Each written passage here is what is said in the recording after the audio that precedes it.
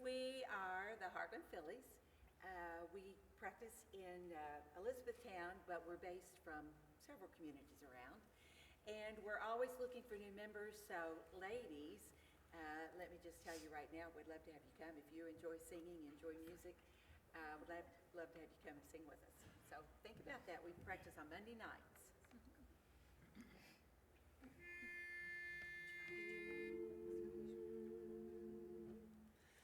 Let me call you sweetheart, I'm in love with you.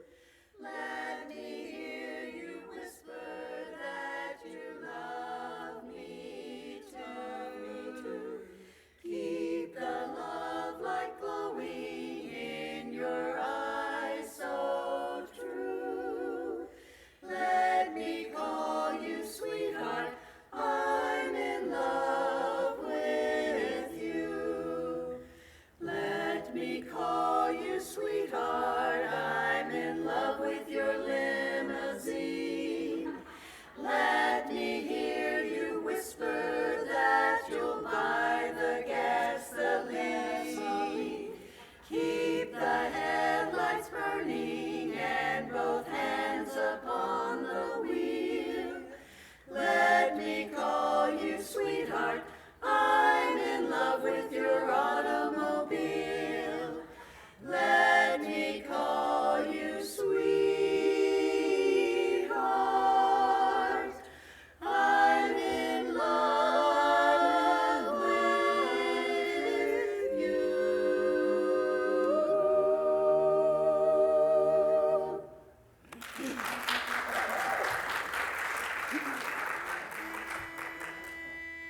We're going to be doing quite a variety of songs for you, and they're not like we're doing all of one type and then all of one. They're just really interspersed. So, and if you know the song, by all means, join in. 1, 2, 3 o'clock, 4 o'clock, rock. 5, 6, 7 o'clock, 8 o'clock, rock. 9, 10, 11 o'clock, 12 o'clock, rock. We're gonna rock around the clock tonight. Put your glad rags on and join me on. We'll have some fun when the clock strikes 1. We're gonna rock around the clock tonight. Gonna rock, rock, rock till the broad daylight. Gonna rock around the clock tonight. When the clock strikes 2 and 3 and 4, the band starts down, we'll yell some more. We're gonna rock around the clock tonight. Gonna rock, rock, rock till the broad daylight. Gonna rock around the clock tonight. Oh yeah. Rock, rock, rock around the clock. Rock, rock, rock around the clock. Rock, rock, rock around the clock. Rock, rock, rock around the clock. Rockin' and rollin', everybody's going to rock, rock, rock. When the chimes ring 5, 6, and 7, we'll be rockin' up in 7th heaven. We're gonna rock around the clock tonight. Gonna rock, rock, rock till the broad daylight. Gonna rock around the clock tonight. When it's 8, 9, 10, 11, 2, we'll be growing strong, and so will you. We're gonna rock around the clock tonight. Gonna rock, rock, rock till the broad daylight. Gonna rock around the clock tonight. Hey, anytime, both night or day, rock and roll is here to stay. Rock, rock, rock, rock, rock around the clock. Baby, let's rock. Oh, yeah.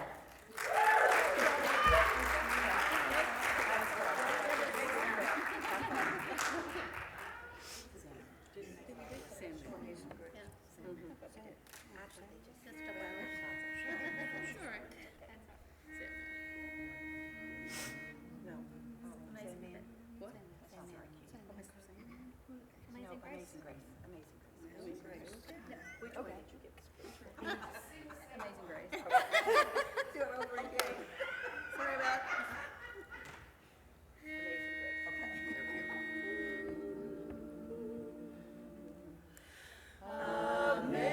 Amazing Grace, how sweet the sound that saved a wretch like me.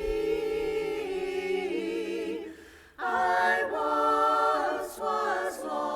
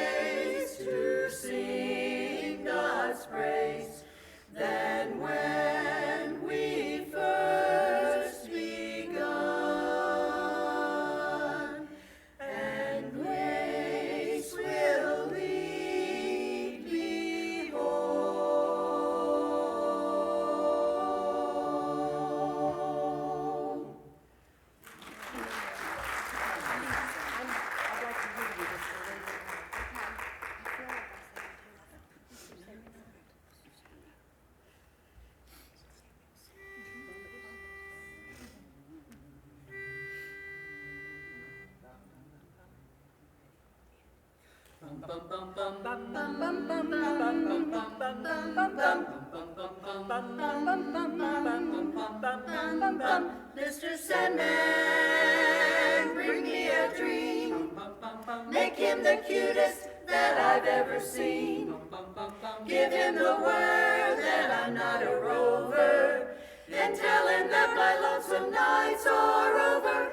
Sandman, I'm so alone. Don't have nobody to call my own. Please turn on your magic beam. Mr. Sandman, bring me a dream.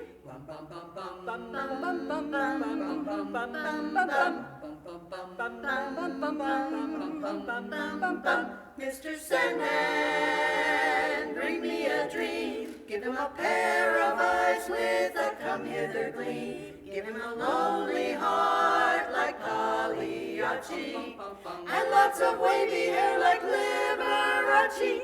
Sandman, someone to hold, would be so peachy before we're too old. Please turn on your magic beam. Mr. Sandman, bring me, please, please, please. Mr. Sandman, bring me a dream.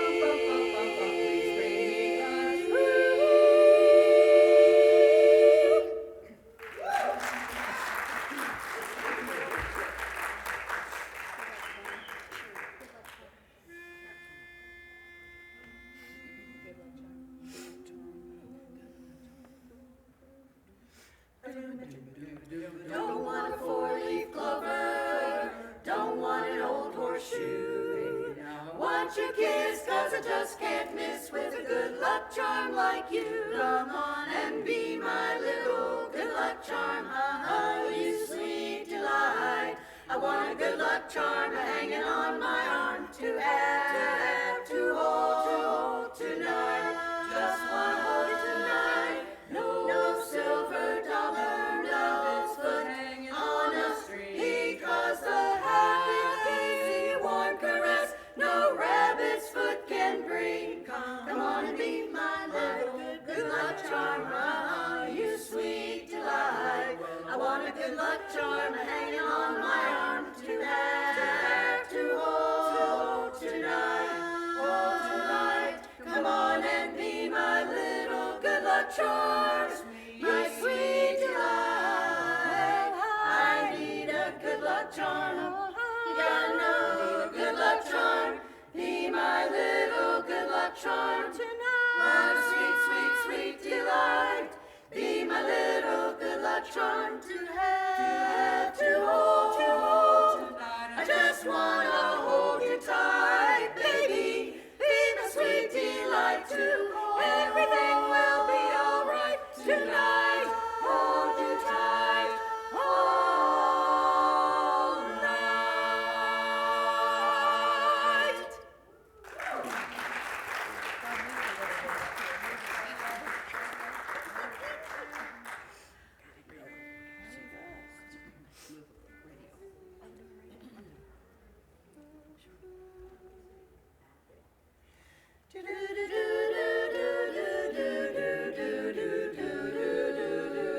Won't you come and listen in to a radio station where the mighty host of heaven sings? Turn your radio on. Turn your radio on. Turn your radio on. Turn your radio on. If you want to feel those good vibrations coming from the joy that His love can bring, get in touch with God. Turn your radio on. Turn your radio on. Turn your radio on. Oh yes, turn your radio and listen to the music. Turn your radio on. Oh yes, turn your radio and glory, share the lights down low. Oh yes, turn your lights down and listen to the Master's radio. Get in touch with God. Turn your radio on. Turn your radio on.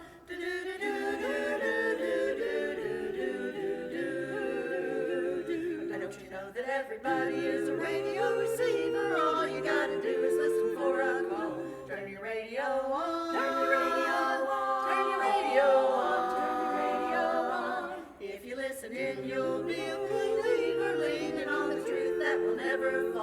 Get in touch with God.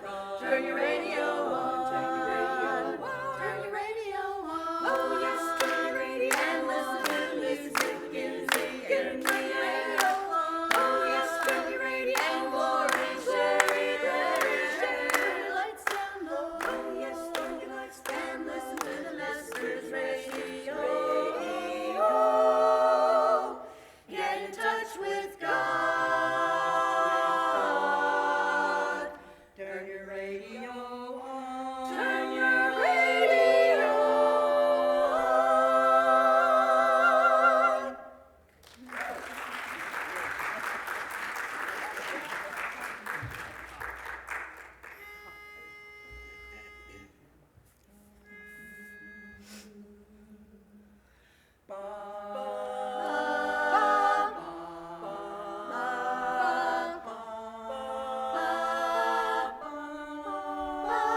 You can rock it, you can roll it, you can slope it, even stroll it at the hop, where the record starts to spin and you calypso and your chicken at the hop, to the dance sensation that's swinging the nation, and then let's go to the hop.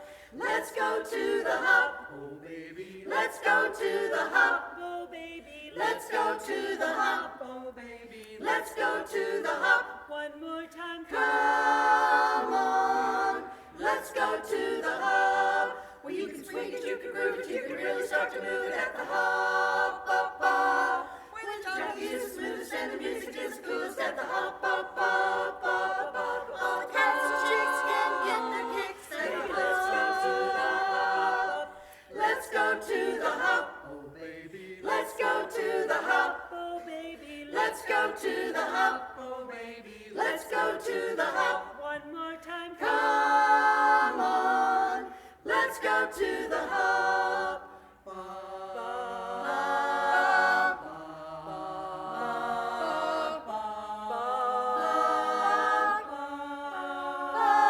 At the hop.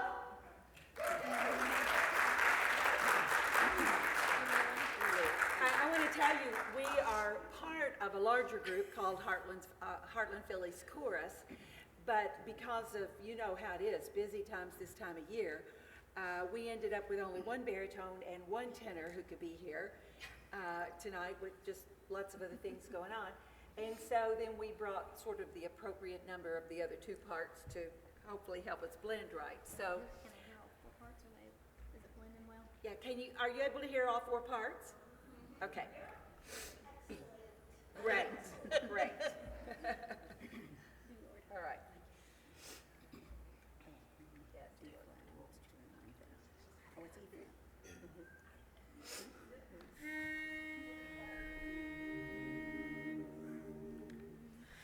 I've got a home in glory land that outshines the sun. I've got a home in glory land that outshines the sun. I've got a home in glory land that outshines the sun. Way beyond the blue, beyond the blue. Do Lord, oh do Lord, oh do remember me. Hallelujah, do Lord, oh do Lord, oh do remember me. Do Lord, oh do Lord, oh do remember me. Way beyond the blue, beyond the blue. Oh, I took Jesus as my Savior, you take him too. I took Jesus as my Savior, you take him too. I took Jesus as my Savior, you take him too. Way beyond the blue, beyond the blue.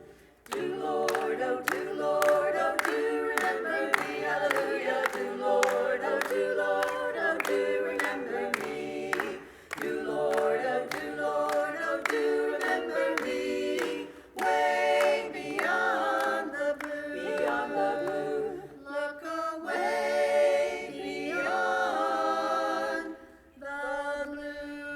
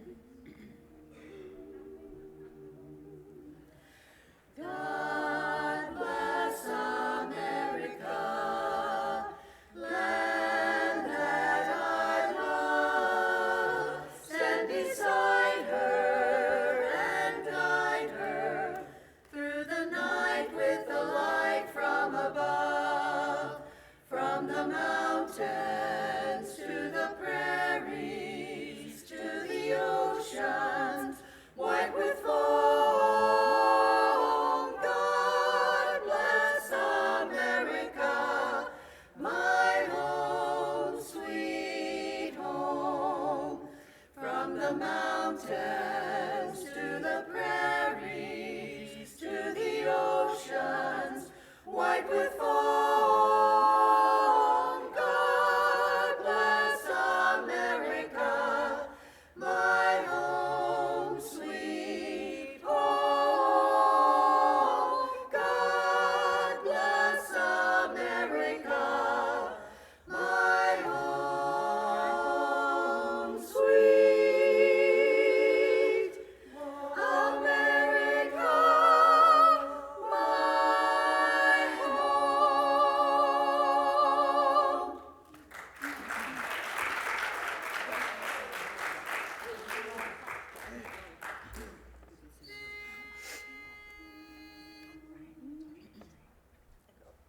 Lollipop, lollipop, oh lolly, lolly, lolly, lollipop, lollipop, oh lolly, lolly, lolly, lollipop, lollipop, oh lolly, lolly, lolly, lollipop. Ba-dum-bum-bum, lollipop, lollipop, oh lolly, lolly, lolly, lollipop, lollipop, oh lolly, lolly, lolly, lollipop, lollipop, oh lolly, lolly, lolly, lollipop. Ba-dum-bum-bum, call my baby lollipop, tell you why. His kiss is sweeter than an apple pie. And when he does a shaky rockin' dance, man, I haven't got a chance. I call him lollipop, lollipop, oh lolly, lolly, lolly, lollipop, lollipop, oh lolly, lolly, lolly, lollipop, lollipop, oh lolly, lolly, lolly, lollipop. 'Cause he is sweeter than candy on a stick, huckleberry, cherry, or lime. And if you had a choice, he'd be your pick. But lollipop is mine, all mine, my lollipop, lollipop, oh lolly, lolly, lolly, lollipop, lollipop, oh lolly, lolly, lolly, lollipop, lollipop, oh lolly, lolly, lolly, lollipop. Ba-dum-bum-bum, crazy way he thrills me, tell you why. Just like a lightning from the sky. He loves to kiss me till I can't see straight. Gee, my lollipop is great. I love my lollipop, lollipop, oh lolly, lolly, lolly, lollipop, lollipop, oh lolly, lolly, lolly, lollipop, lollipop, oh lolly, lolly, lolly, lollipop. Ba-dum-bum-bum, lollipop, lollipop, oh lolly, lolly, lolly, lollipop, lollipop, oh lolly, lolly, lolly, lollipop, lollipop, oh lolly, lolly, lolly, lollipop, a lollipop.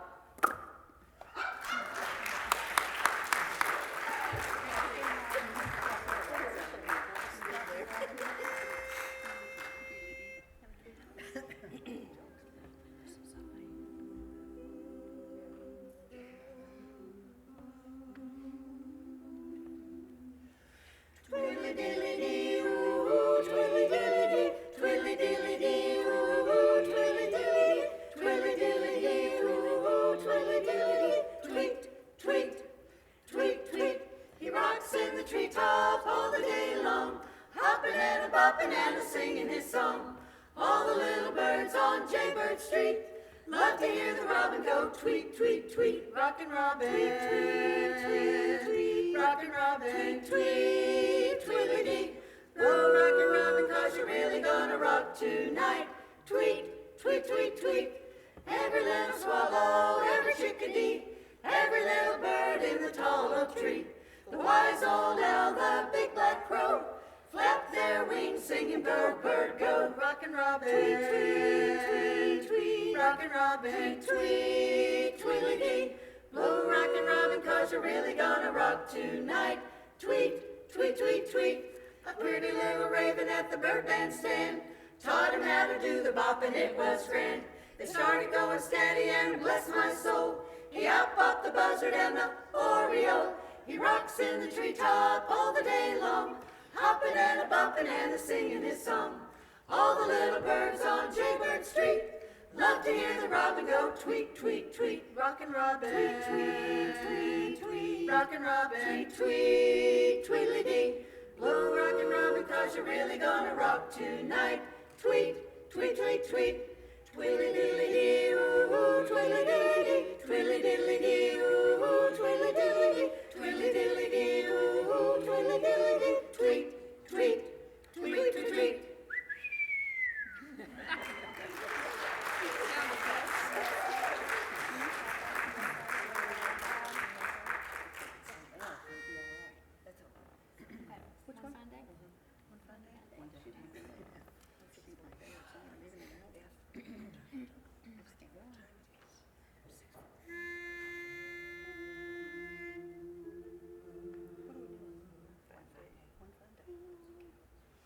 3, 4. Shooby dooby dooby dooby doo wah wah. Shooby dooby dooby dooby doo wah wah. Shooby dooby dooby dooby doo wah wah. Shooby dooby dooby dooby doo wah wah. One fine day you look at me, and you will know our love was meant to be. And one fine day you're gonna want me for your girl. Shooby dooby dooby dooby doo wah wah. Shooby dooby dooby dooby doo wah wah.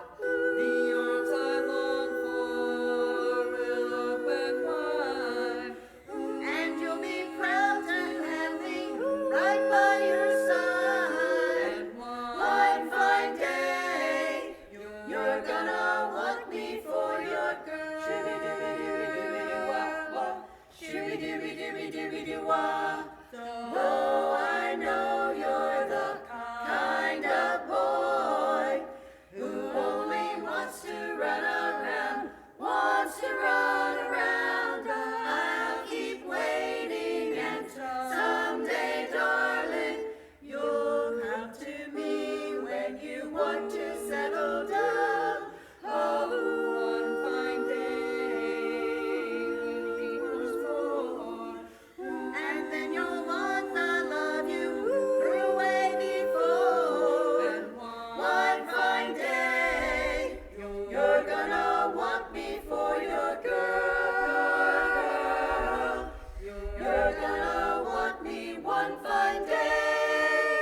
One fine day.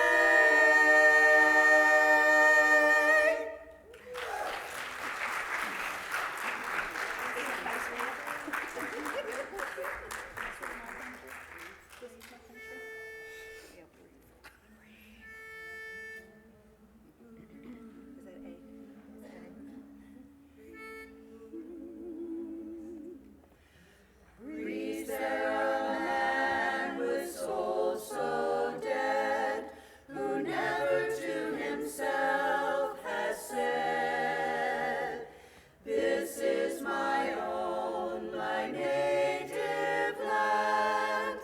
This is my native land. This is my country, land of my birth. This is my country, grandest on earth. I pledge thee my allegiance, America the bold, for this is my country, to have and to hold. This is my country, land of my choice. This is my country, hear my proud voice. I pledge thee my allegiance, America the bold, for this is my country, to have and to hold, to have and to hold.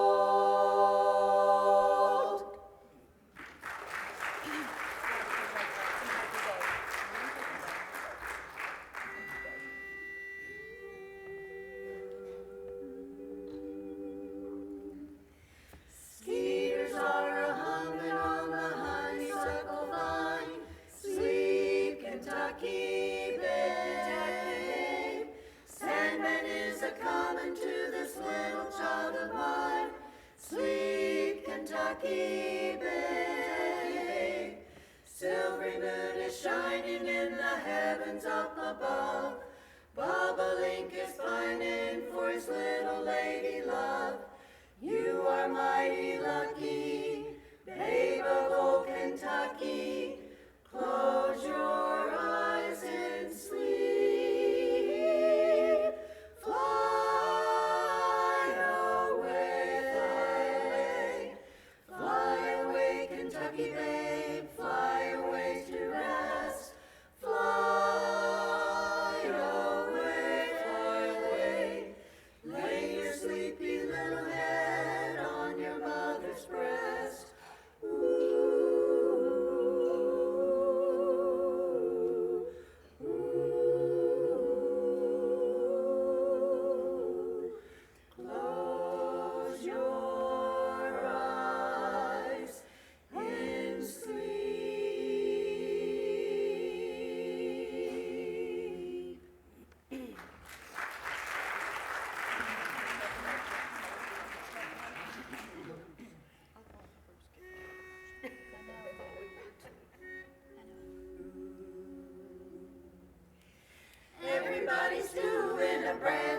chance now. Come on, baby, do the locomotion. Know you'll get to like it if you give it a chance now. Come on, baby, do the locomotion. Do, baby, sis, and do with ease. It's easier than learning your ABCs. So come on, do the locomotion with me. Come on now, you gotta swing your hips now. Ooh, come on, baby. Come on. Jump up. Come on. Jump back. Come on. Well, I think you've got the knack. Whoa, move around the floor in a locomotion. Come on, baby, do the locomotion. Do it holding hands if you get the notion. Come on, baby, do the locomotion. Do dance, it's easy to do. It's easy to make you happy when you're feeling blue. So come on, do the locomotion with me. Come on, baby, do the locomotion. So come on, do the locomotion with me. Come on, baby, do the locomotion. So come on, do the locomotion with me. Come on, baby, dance. Thanks again for coming out on this wonderful Saturday with all the weather. I have a few announcements before we get started. Restrooms are located in this hallway right here. For those of you that might have used a different entrance, at intermission, we'll have people at the box office. So if you don't mind dropping by the box office if you didn't pay for your ticket just yet. Next up for Hardin County Playhouse is Harvey, and that is September 6th through the 8th and the 12th through the 15th. And that is going to be directed by Carrie Ray. And then we have A Night with Poe, which is directed by Michael Radford, and that will be our October fundraiser. In December, we have Nuncrackers, which is a nun-sent Christmas musical. That is directed by Gwen Sears Smith, and that is going to be December 6th through the 8th and the 12th through the 15th. Our March show will be Night Mother. That will be directed by Jeff Curtis. And those dates are March 13th through the 15th and 19th through the 22nd. And then we'll be closing our 50th season with Heathers the Musical. And that will be directed by Sarah Dankin. And those dates are June 12th through the 14th and 18th through the 21st. If you would like to audition for any of those shows or volunteer with Hardin County Playhouse, please check out our website, Facebook, Instagram, or Twitter. And without further ado, we're going to get started with A Midsummer Night's Dream.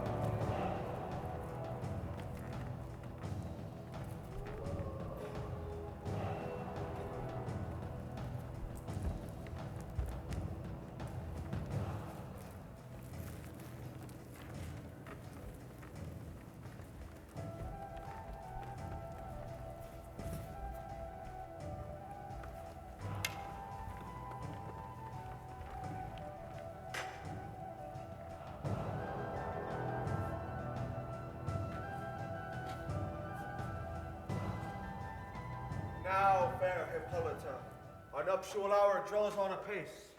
4 happy days bring in another moon, but Oh, methinks how slow this moon doth wane.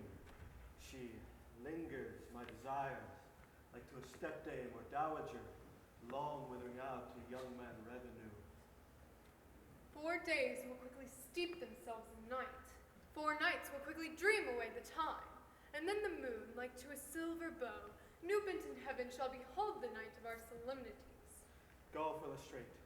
Stir up the Athenian youth to merriment. Awake the pert and nimble spirit of mirth. Turn melancholy forth to funerals. The pale companion is not for our pomp. Hippolyta, I wooed thee with my sword, and won thy love, doing thee injuries. But I will wed thee in a different key, with pomp, with triumph, and with reveille. Happy be Theseus, our renowned Duke. Thanks, good Aegeus. What's the news with thee? Full of vexation come I, with complaint against my child, my daughter Hermia. Stand forth, Demetrius. My noble lord, this man has my consent to marry her. Stand forth, Lysander. And my gracious Duke, this man has bewitched the bosom of my child. Thou, Lysander, has given her rhymes and interchanged love tokens with her. Stood by moonlight at her window and sung, with feigning voice, verses of feigning love. And stolen the impression of her fantasy, with bracelets of the hair,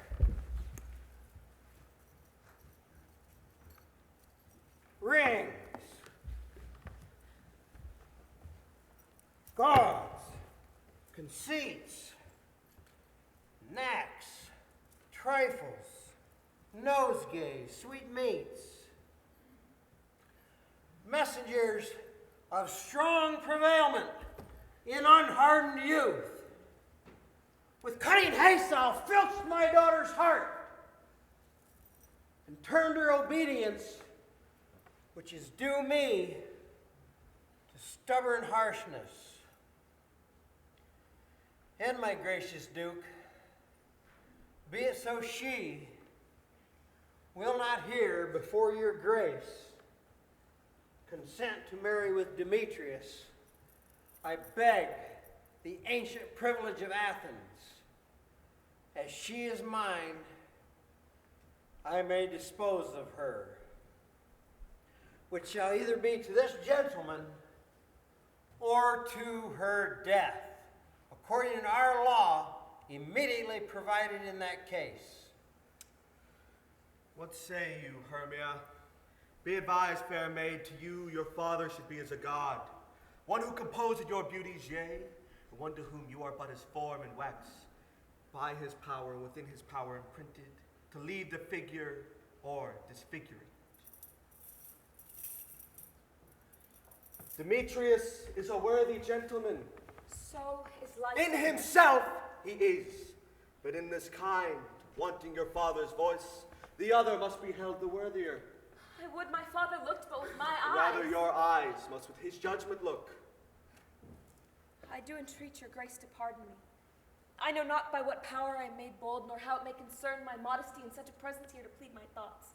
But I beseech your grace that I may know the worst that may befall me in this case if I refuse to wed Demetrius. Either to die the death, or to abjure the society of men. Therefore, fair Hermia, question your desires.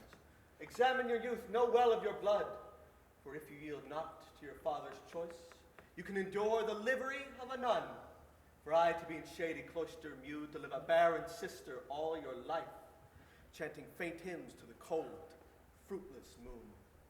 Thrice blessed be they that masters sow their blood to undergo such a maiden pilgrimage.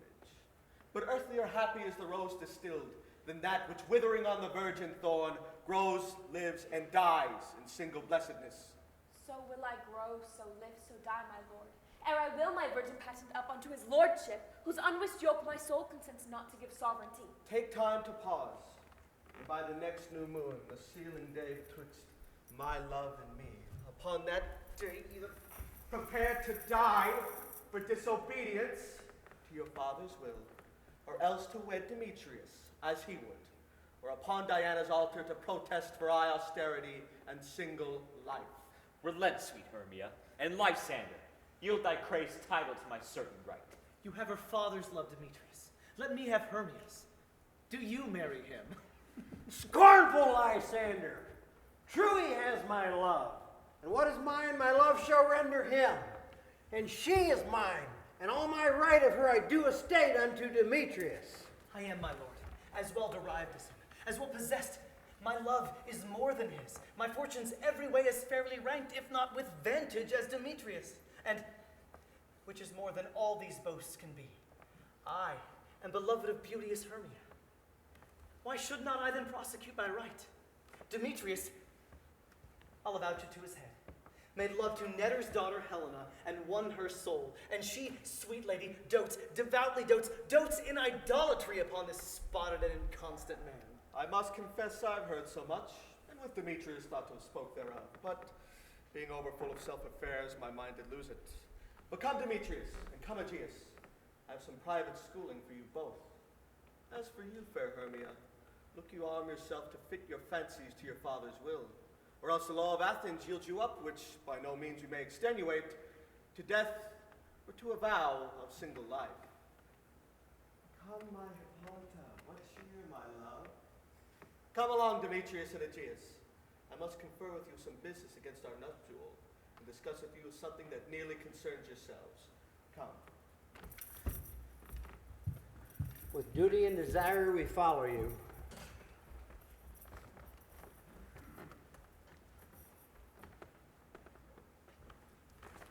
How now, my love? Oh, why is your cheek so pale?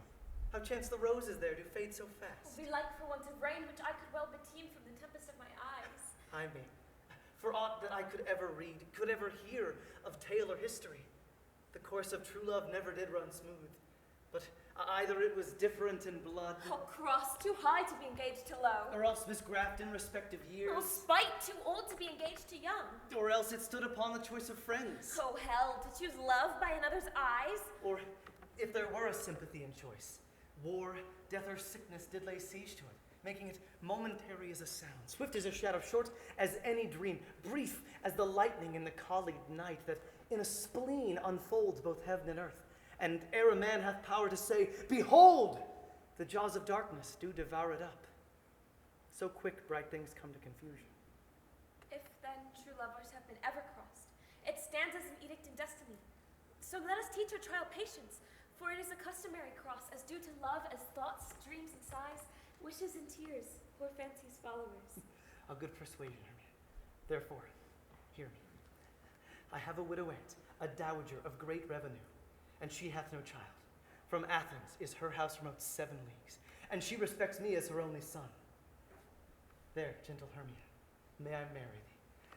And to that place the sharp Athenian law cannot pursue us.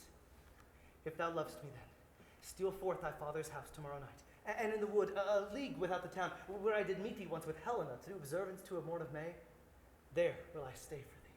Oh, my good Lysander, I swear to thee, by Cupid's strongest bow, by his best arrow with the golden head, by the simplicity of Venus's doves, and by that which knitteth souls and prospers loves, by the fire which burned the Carthage queen when under sail the false Trojan was seen, by vows more than ever men broke, in number more than ever women spoke. In that place where thou hast appointed me, tomorrow, truly, will I meet with thee. Keep promise, love. Oh, look, here comes Helena. Godspeed, fair Helena. Whither away? Call you me fair? That fair again unsay. Demetrius loves your fair, oh happy fair. Your eyes are lodestars, and your tongue sweet air, more tunable than lark to shepherd's ear when wheat is green, when hawthorn buds appear. Sickness is catching. Oh, were favor so, yours I would catch, fair Hermia, ere I go. My ear should catch your voice, my eye your eye, my tongue should catch your tongue's sweet melody. Were the world mine, Demetrius being baited, the rest I'd give to be to you translated. Oh, teach me how you look, and with what art you sway the motion of Demetrius's heart. I frown upon him, yet he loves me still. Oh, that your frowns could teach my smiles such skill. I give him curses, yet he gives me love. Oh, that my prayers could such affection move. The more I hate him, the more he follows me. The more I love, the more he hateth me. His folly, Helena, is no fault of mine. None but your beauty, would that fault were mine. Take comfort. He no more shall see my face. Lysander and myself will flee this place. Oh, before a time I did Lysander see, seemed Athens as a paradise to me. Oh, then what graces in my love do dwell, that he hath turned a heaven unto a hell. Helen, to you our minds we will unfold. Tomorrow night, when Phoebe doth behold her silver visage in the watery glass, decking with liquid pearl the bladed grass, a time that lovers' flights doth still conceal, through Athens' gates have we devised to steal. And in the wood, where often you and I on faint primrose beds were wont to lie, spilling our bosoms of their counsel sweet, there my Lysander and myself shall meet. And thence from Athens we'll turn away our eyes to seek new friends in stranger companies. Farewell, sweet playfellow, pray thou for us, and good luck grant thee thy Demetrius. Keep word, Lysander. We must starve our sight from lovers' food till morrow, deep midnight. I will, Hermia. Helena, adieu. As you on him, Demetrius dote on you.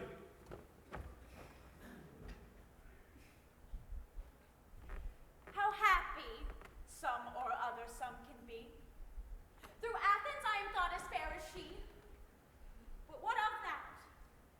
Demetrius thinks not so. He will not know what all but he do know. And as he errs, doting on Hermia's eyes, so I, admiring of his qualities, things base and vile, holding no quantity, love can transpose to form and dignity. Love looks not with the eyes, but with the mind, and therefore is winged Cupid painted blind. Nor hath love's mind of any judgment taste, wings and no eyes figure unheedy haste. And therefore is love said to be a child, because in choice he is so oft beguiled. As waggish boys themselves in game forswear, so the boy love is perjured everywhere. For ere Demetrius looked on Hermia's eyne, he hailed down oaths that he was only mine. And when this hail some heat from Hermia felt, so he dissolved, and showers of oaths did melt. I will go tell him of fair Hermia's flight. Then to the wood will he tomorrow night pursue her. And for this intelligence, if I have thanks, it is a dear expense. But herein mean I to enrich my pain, to have the sight thither and back again.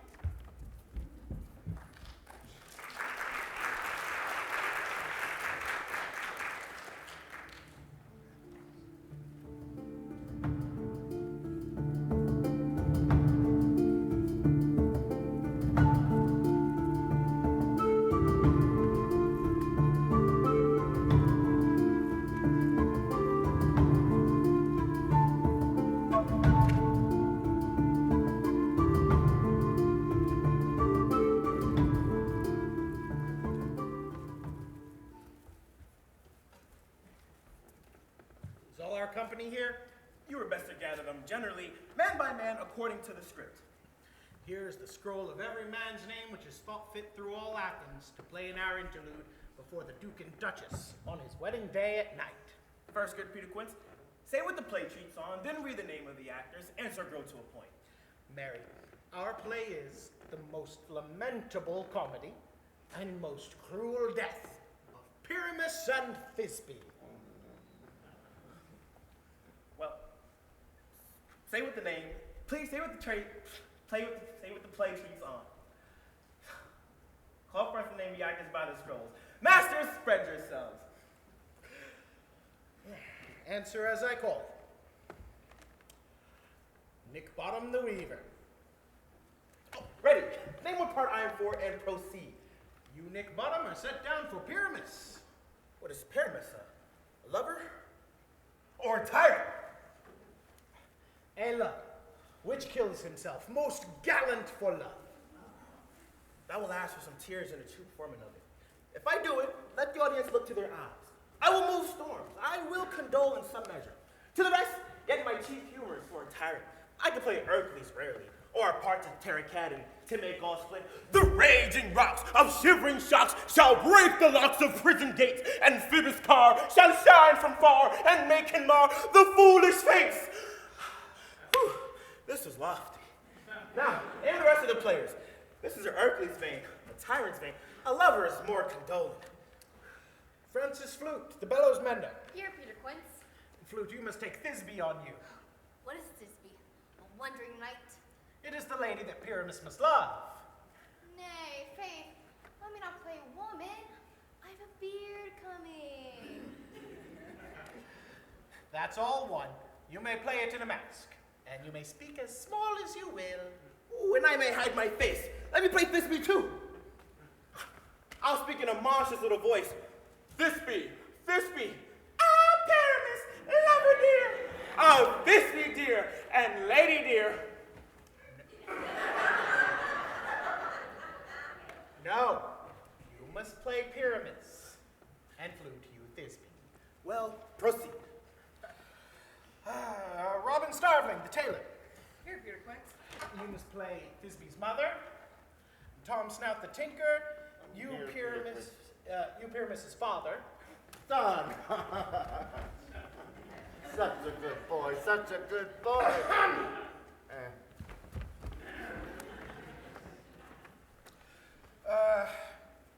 Myself, Thisbe's father. Snug the joiner. You the lion's part. And I hope there is a play fitted. Have you the lion's part written? Pray you, if it be, give it me, for I am slow of study. You may do it extempore, for it is nothing but roaring. Oh, let me play the lion too. I'll roar and I'll make any man's heart do good to hear me. I will roar to make the Duke say, "Let him roar again! Let him roar again!" You should do it too terribly. You would fright the Duchess and the ladies. That would be enough to hang us all. That would hang us every mother's son. I grant you, friends, that if we were to fright the ladies out of their wits, they would have no more discretion but to hang us. But I will aggravate my voice so that I will roar as gently as any suckling dove, and I will roar as gently as any nightingale. You can play no part but Pyramus! For Pyramus is a sweet-faced man. A proper man, as one should see on a summer's day. A most lovely, gentleman-like man. Therefore, you must needs play Pyramus. I will undertake it. What beard do I best play it in? And why what you will. I will discharge it in either your straw-colored beard, your orange 20 beard, your purple ingrained beard, your French crown-colored beard, or your perfect yellow. Some of your French crowns have no hair at all, and then you would play barefaced. But, masters, here are your parts, and I am to request you, entreat you, and desire you to con them by tomorrow night, and meet me a mile without the town in the Palace Wood. There we will rehearse, for if we meet in the city, we would be dogged with company and our devices known. In the meantime, I shall draw a bill of properties such as our play wants. I pray you, fail me not. When we meet, there we may rehearse, most obscenely and courageously. Take pains, be perfect, adieu. At the Duke's Oak we meet. Enough, hold or cut both strings.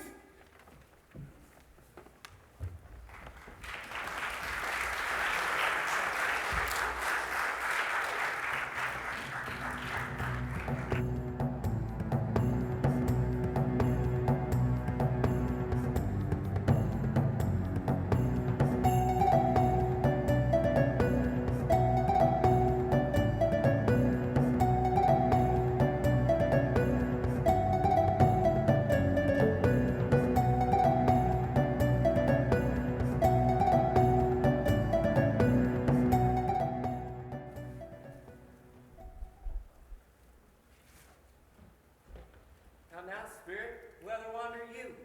Over hill, over dale, through a bush, through a briar, over park, over pale, through a flood, through a fire. I do wander everywhere swifter than the moon's sphere, and I serve the fairy queen to do her orbs upon the green. Cowslips tell her pence in her speed, in those gold-coat spots you see.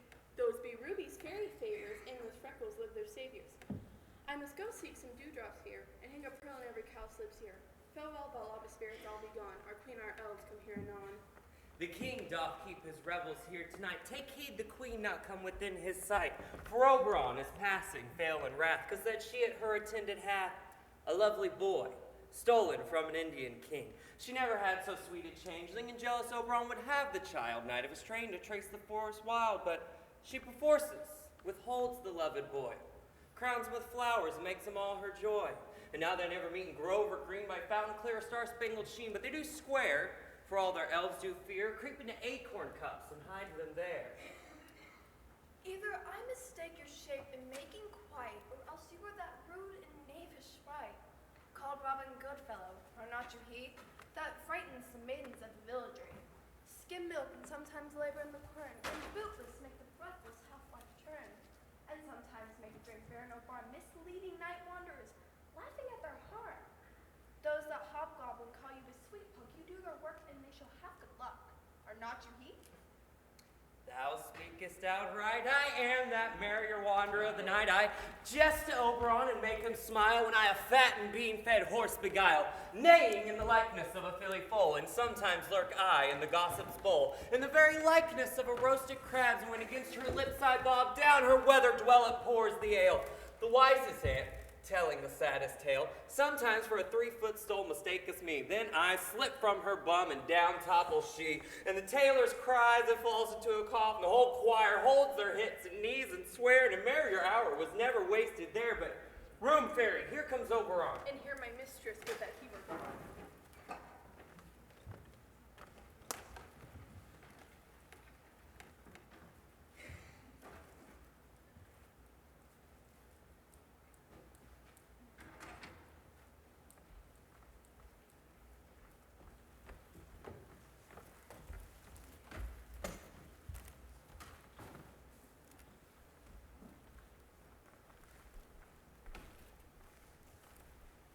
Ill met by moonlight, proud Titania. What? Jealous Oberon, fairies skip thee hence. I have forsworn his bed and company. Tarry, rash wanton, and not I thy lord.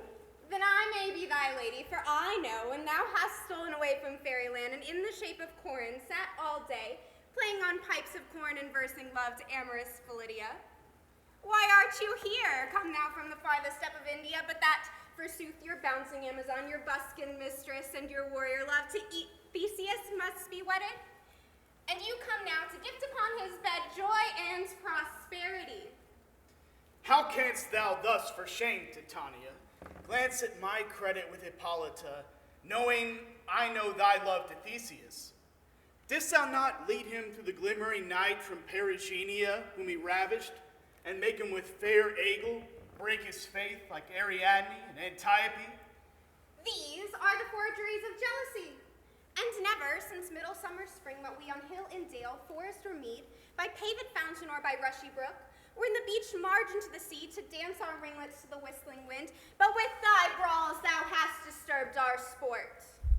Therefore the wind, piping to us in vain, has sucked up from the sea contagious fogs, which falling on the land have every pelting river made so proud that they have overborne their continents. The ox hath therefore stretched his yoke in vain, the plowman lost his sweat, the green corn hath rotted ere his youth attained a beard. The fold stands empty in the drowned field, the crows are fatted with the Murrian flock. The 9 men's moors is filled up with mud, and the quaint mazes on the wanton green for lack of tread are indistinguishable. And the human mortals want their winter here, no night now with him or carols blessed. Therefore the moon, goddess the floods, pale in her anger, washes all the air that rheumatic diseases do abound. And through this distemperature we see the seasons alter. Hoary-headed frosts far in the fresh lap of the crimson rose, and an old Heim's thin and icy crown, an odorous chaplet of sweet summer buds is, as in mockery, set. The spring, the summer, the childing autumn, angry winter, change their wonted liveries, and the mazed world by their increase knows not now which is which. And these progeny of evils comes from our debate, from our dissension. We are their parents and original. Do you amend it then? It lies in you. Why should Titania cross her Oberon? I do but beg a little changeling boy to be my henchman. Set your heart at rest. The fairyland spies not the child of me.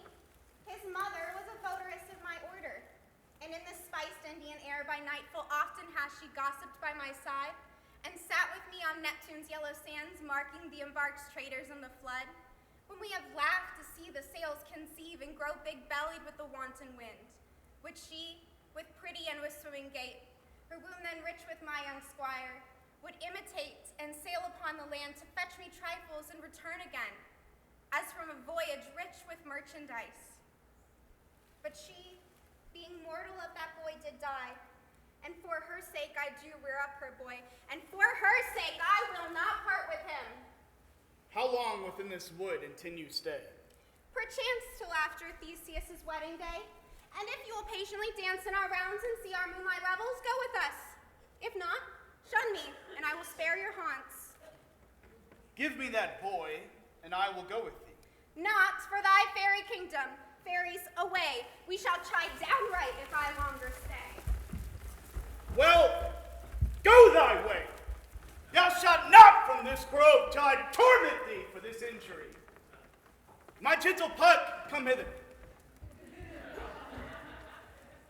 Thou rememberest, since once I sat upon a promontory and heard a mermaid on a dolphin's back uttering such dulcet and harmonious breath that the rude sea grew civil at her song, and certain stars shot madly from their spheres to hear the sea maid's music?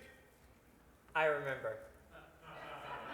At that very time I saw, but thou couldst not. Flying between the cold moon and the earth, Cupid, all armed. A certain aim he took at a fair vestal thrown in the west.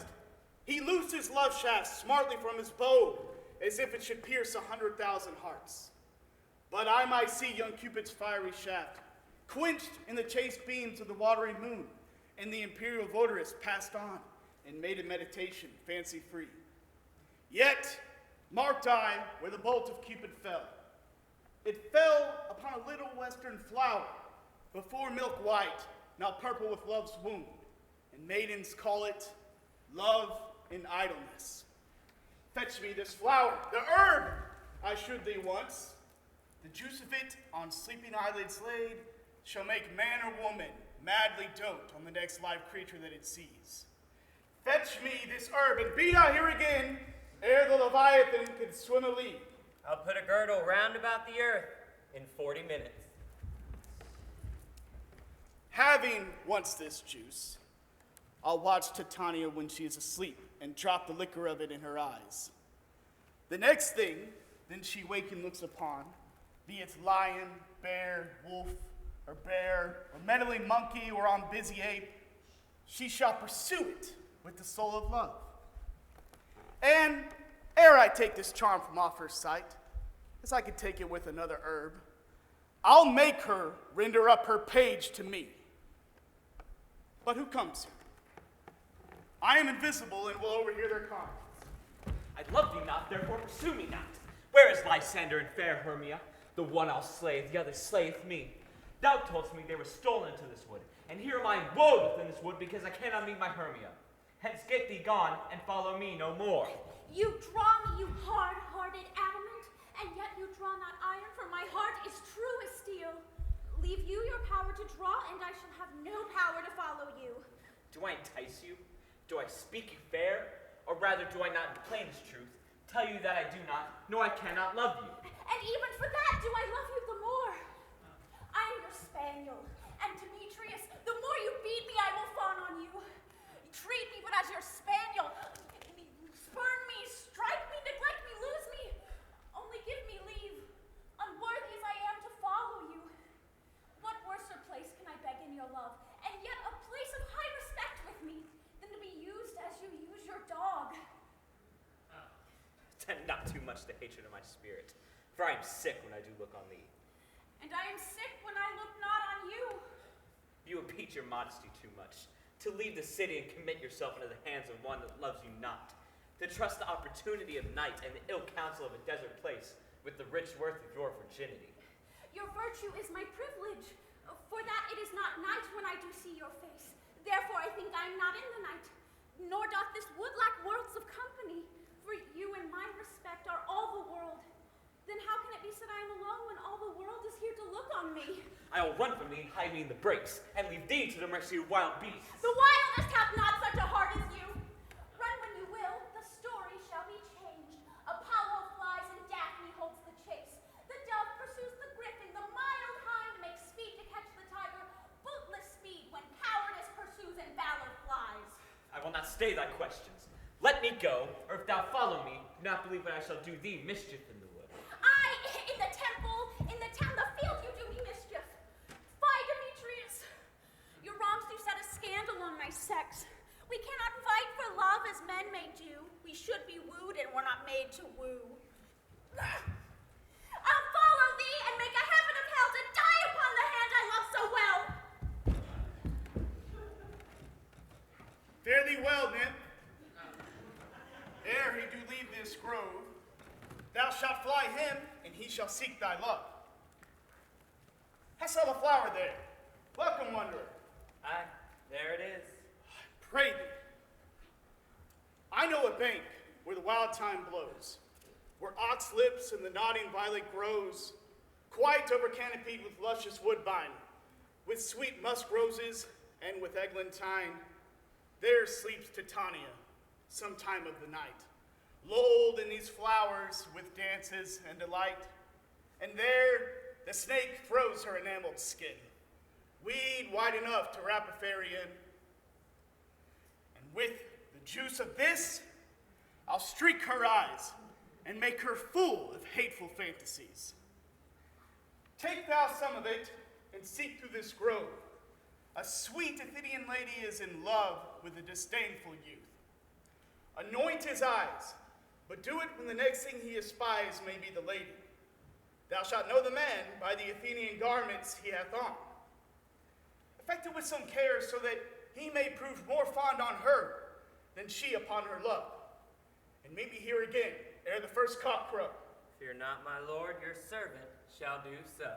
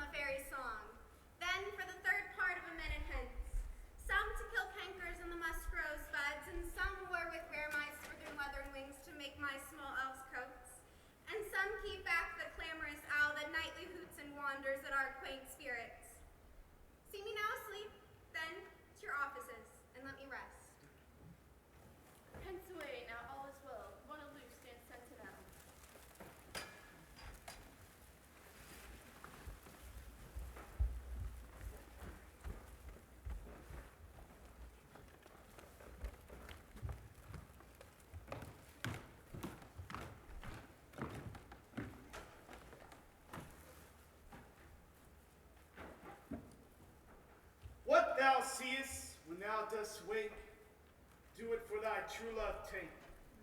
Love and languish for his sake, be it ox, cat, or pard, or boar with bristled hair. In thy eye that shall appear, when thou wakest, it is thy dear. Wake when some vile thing is near.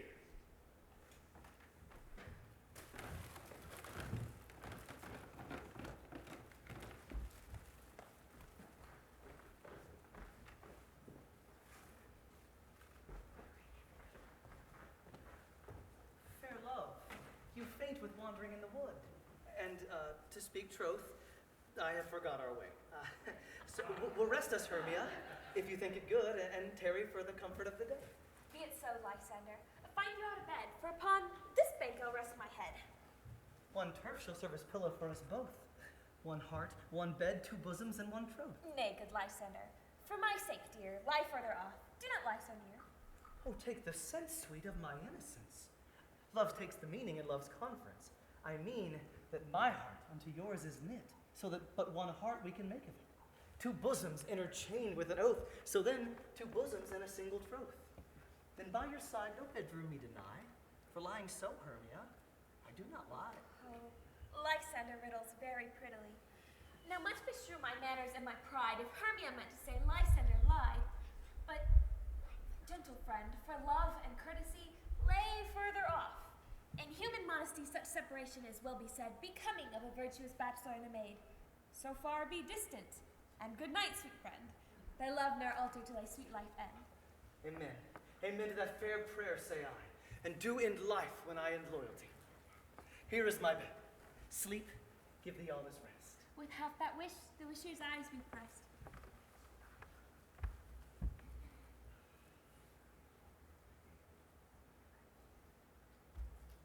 Through the forest I have gone, but Athenian found I none.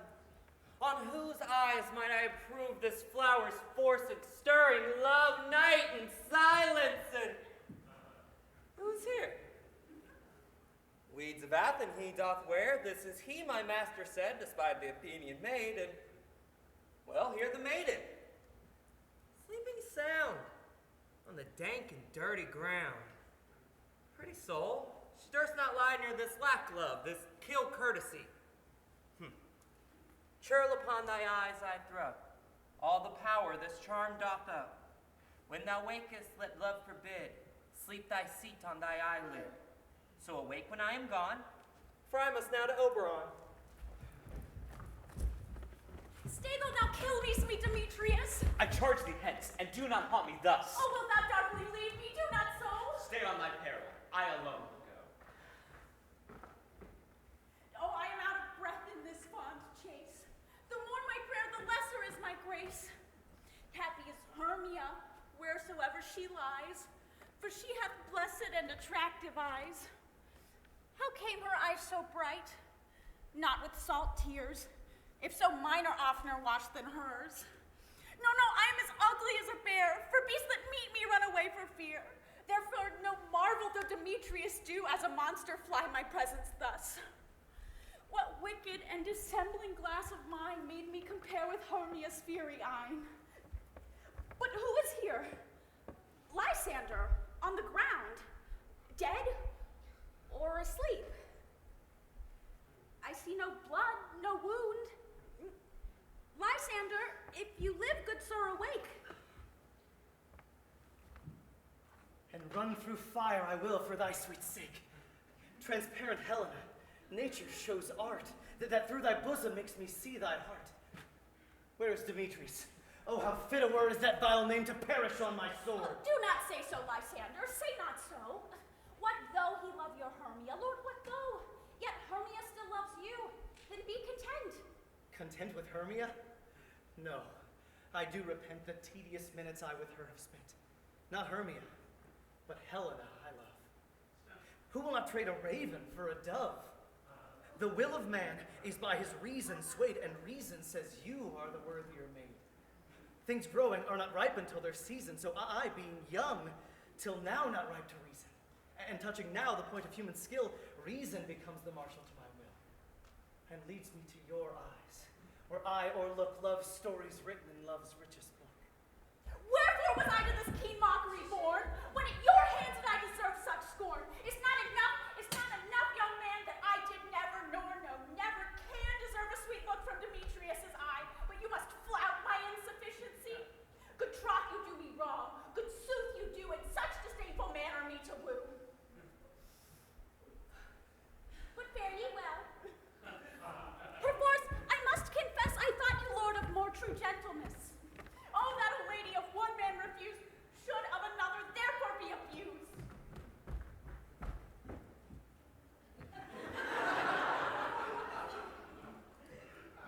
She sees not Hermia.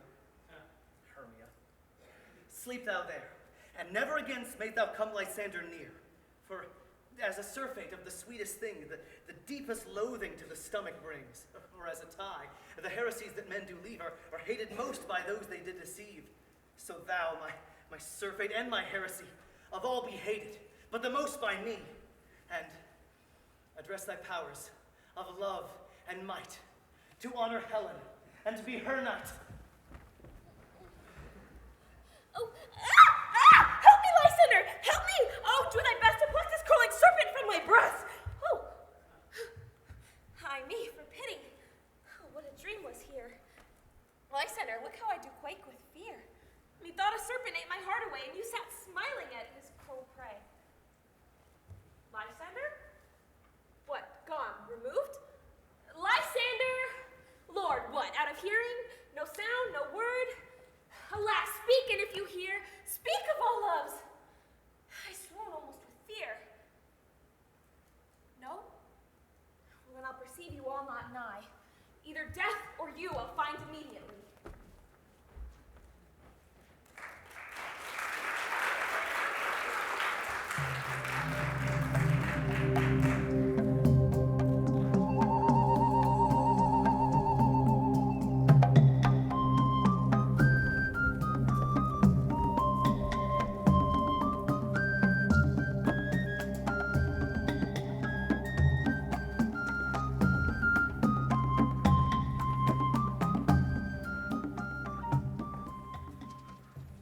Are we all met?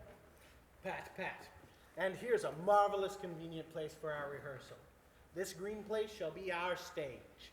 That hawthorn brake our tiring house. And we shall do it in action as we shall do it before the Duke. Peter Quince, What sayest thou, Bully Bottom? there are things in this comedy of Pyramus and Thisbe that will never please. First, Pyramus must draw a sword to kill himself, which the ladies cannot abide. How answer you that? I like a parlous sphere. I believe we must leave the killing out when all is done. Not a whit. I have a device to make all well. Write me a prologue, and let the prologue seem to say it will do no harm with our swords, and that Pyramus is not killed indeed. Ooh, and for the better assurance, tell him that I, Pyramus, am not Pyramus, but Bottom the Weaver, and this will put him out of fear. Well, we shall have such a prologue, and it shall be written in 8 and 6. No, make it 2 more. Let it be written in 8 and 8. Will not the ladies be afeard of the lion? I'm afeard of it, I promise you. Masters, you ought to consider what yourselves to bring in, God shield us, a lion among ladies is the most dreadful thing, and there is not a more fearful than your wildfowl living, and we ought to look to it. Therefore, another prologue must tell that he is not a lion.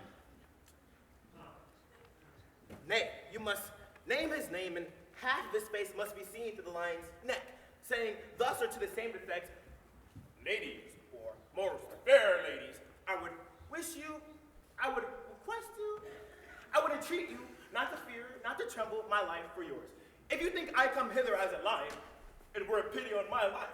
No, I am no such thing, and there indeed let him name his name and tell him that he is plainly Snug the Joiner. Well, it shall be so. But there is 2 hard things, and that is to bring moonlight into the chamber, for you know Pyramus and Thisbe did meet by moonlight. Doth the moon shine that night we play our play? A calendar, look in the almanac, find out moonshine. Yes, it doth shine that night. Why then may you leave a casement in the great chamber window, where we play, open, and the moon may shine in at the casement. Aye. Or else one must come in with a lanthorn and a bush of thorns and say they come to present, to disfigure the person of moonshine. But then there's another thing. We must bring a wall into the chamber. For Pyramus and Thisbe says the story did speak through a chink in the wall. You can never bring in a wall. What say to that, Bottom? Some man or other must present wall, and have some plaster or some loam or some rough cast about him to signify wall, and have his fingers thus, and through that cranny shall Pyramus and Thisbe whisper. Well, if that may be, then all is well. Come, masters, sit and rehearse your parts. When you've spoken your speech, enter through that break, and so every man according to his cue. hip and homespun shall be swaggering here, so near the cradle of the fairy queen? What? A play tour? Huh. I'll be an actor, an auditor too, if I see cause. Speak, Pyramus. Thisbe, stand forth. Thisbe, the flowers of odious savor sweet. Odors! Odors! Odor savor sweet, so hath thy breath, my dearest Thisbe dear. But hark a voice! Stay thou but here a while, and by I will to thee appear.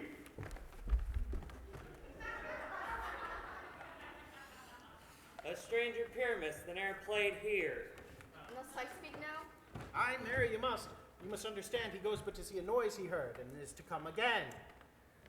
Most radiant Pyramus, most lily white of hue, of color like the red rose and trumpet briar, most frisky juvenile, eke most lovely Jew, as truest horse, that yet would never tire. I'll meet thee, Pyramus, at Lily's tomb. Ninus tomb, man. Why, you must not say that yet. That you speak to Pyramus. Say your part all at once, cues and all. Pyramus, enter. Your cue is past. It is never tire. Oh, as truest horse, that yet would never tire. If I were fair, Thisbe, I were only thine. Oh, pray, masters, fly, masters! Help! I'll follow you. I'll lead you about around, through bog, through brick, through bush, through byre. Sometimes horse I'll be, sometimes a hound, sometimes a headless bear, and sometimes a fire. And neigh and bark and grunt and roar like horsehound, bog, hair, fire at every turn. Why do they run away from me? Ooh, this is a knavery to make me afeard.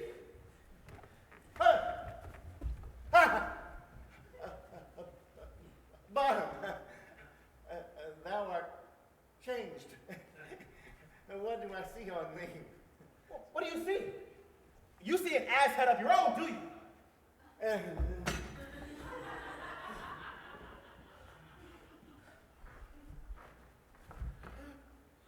Bless thee, Bottom. Bless thee.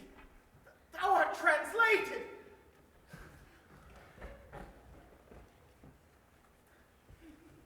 I see the knavery of them. This is to make an ass of me, to frighten me if they could. But I will not stir from this place. Ooh, I will sing, and they shall know I am not afraid. Oh, the ossel cock so black of hue with orange tawny bill, the throstle with his note so true, the wren with little quill. What angel wakes me from my flowery bed?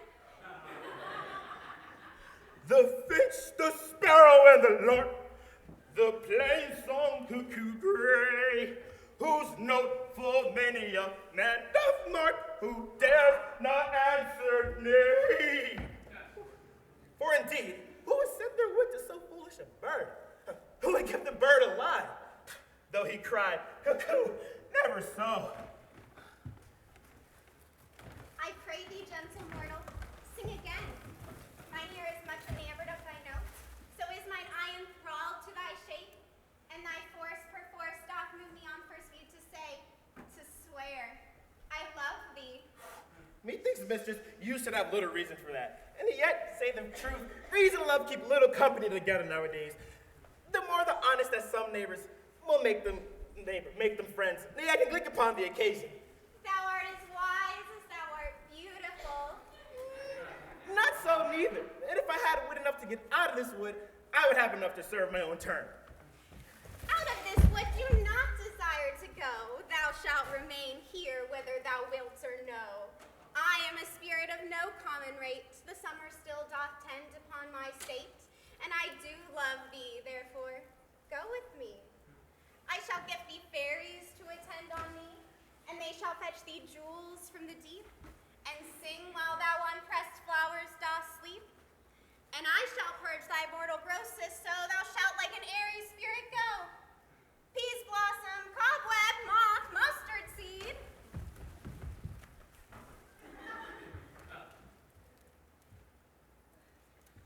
Ready? And I, and I, And I. Where shall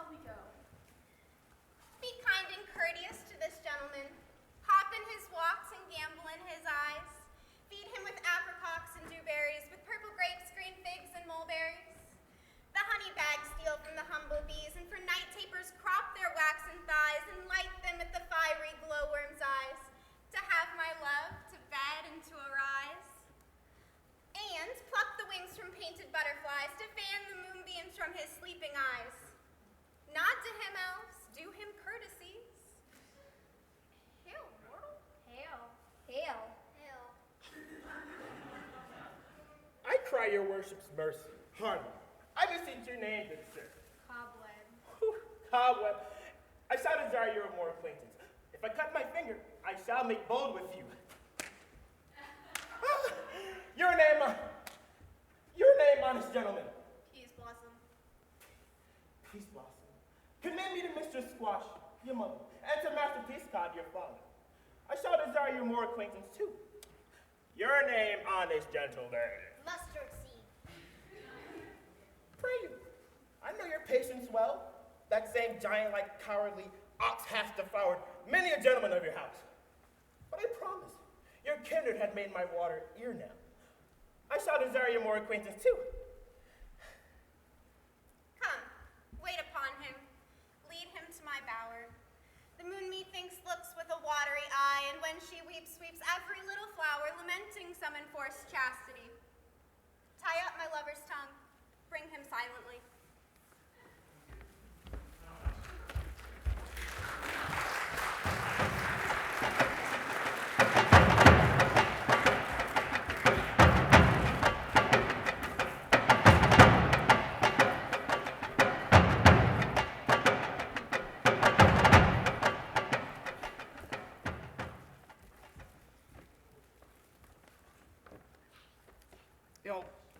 I wonder if Titania be awaked, then what it was that next came in her eye, which she must dote on in extremity.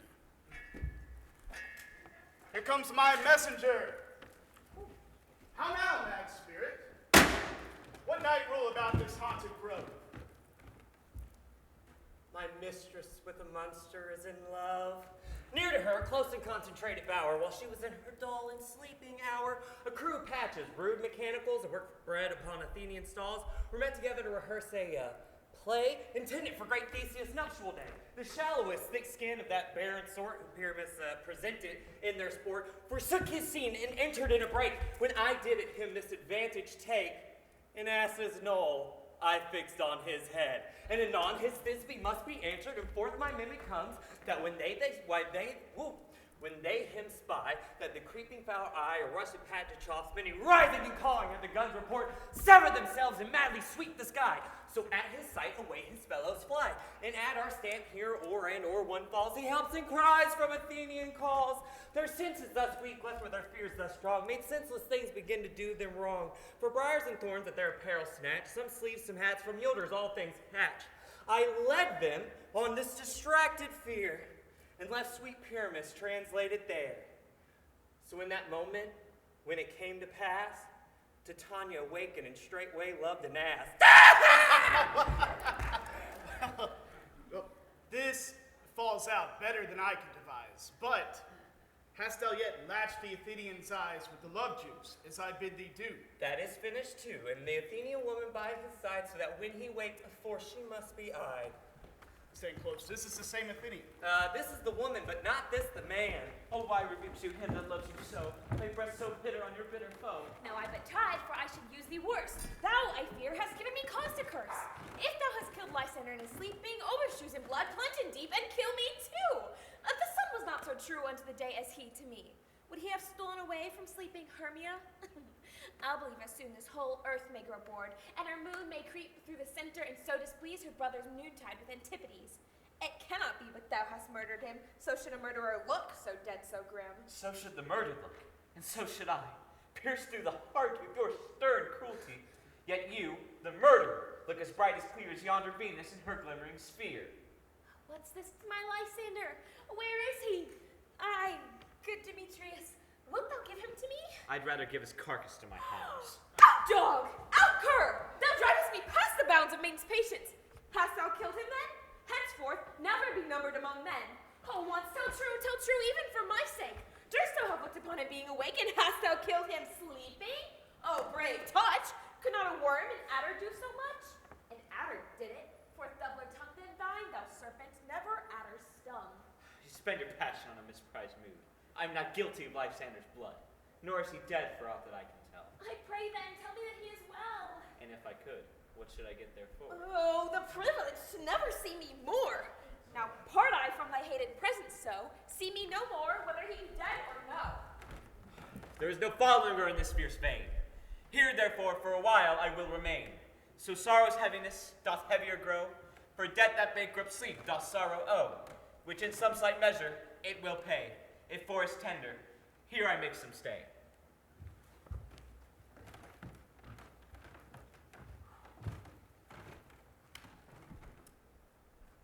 What hast thou done? Thou hast mistaken quite, and laid the love juice on some true love's sight. Of thy misprison must perforce ensue some true love turn, and not a false turn true. Then fate o'errules that one man holding troth, a million fail, confounding oath on oath. About the wood, go swifter than the wind, and Helena of Athens look thou find. All fancy sick she is, and pale of cheer, with sighs of love that cost a fresh blood dear.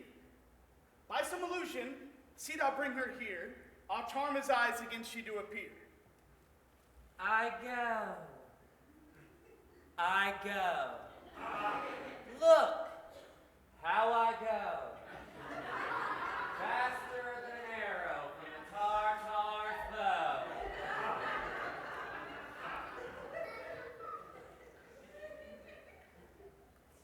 Flower of this purple dye, hit with Cupid's archery, sink in apple of his eye.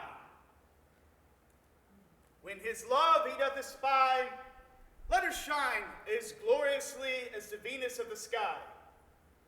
When thou wakest, if she be by, beg of her for remedy. Captain of our ferry band!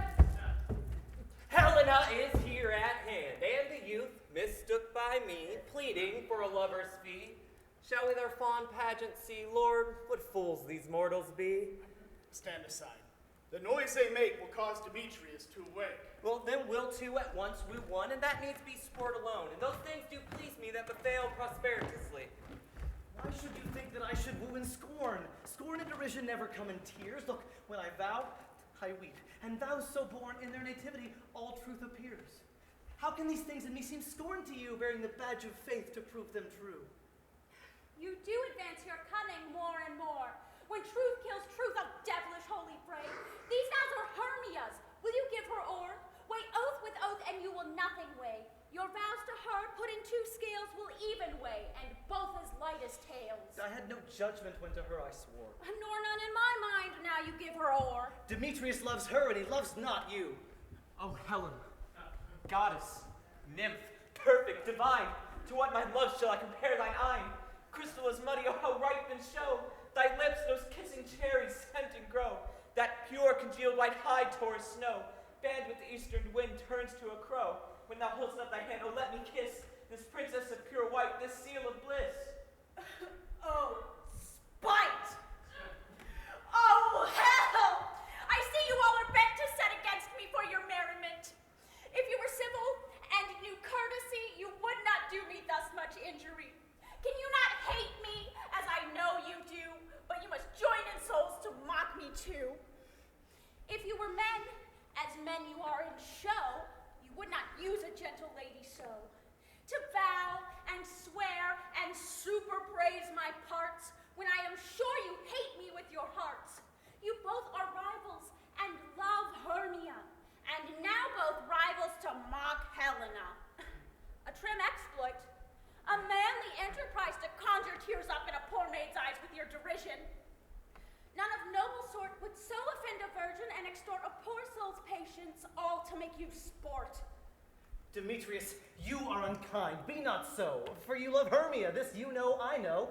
And here, with all goodwill, with all my heart, in Hermia's love, I yield you up my part, and yours of Helena to me bequeath, whom I do love, and will do till my death. Never did mockers waste more idle breath. Lysander, keep thy Hermia. I will none.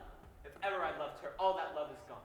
My heart to her, but as guest do I sojourn, and now to Helen is at home returned, there to remain. Helen, it is not so. Despair it not the fate thou dost not know, lest to thy peril thou wilt buy it dear. Look where thy love comes, yonder is thy dear. Dark night that from the eye his function takes, the ear more quick and apprehension makes. Wherein it doth impair the seeing sense, it pays the hearing double recompense. Thou art not by mine eye, Lysander found,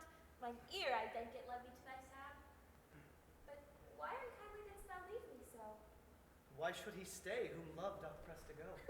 What love could press Lysander from my side? Lysander's love, that would not let him bide.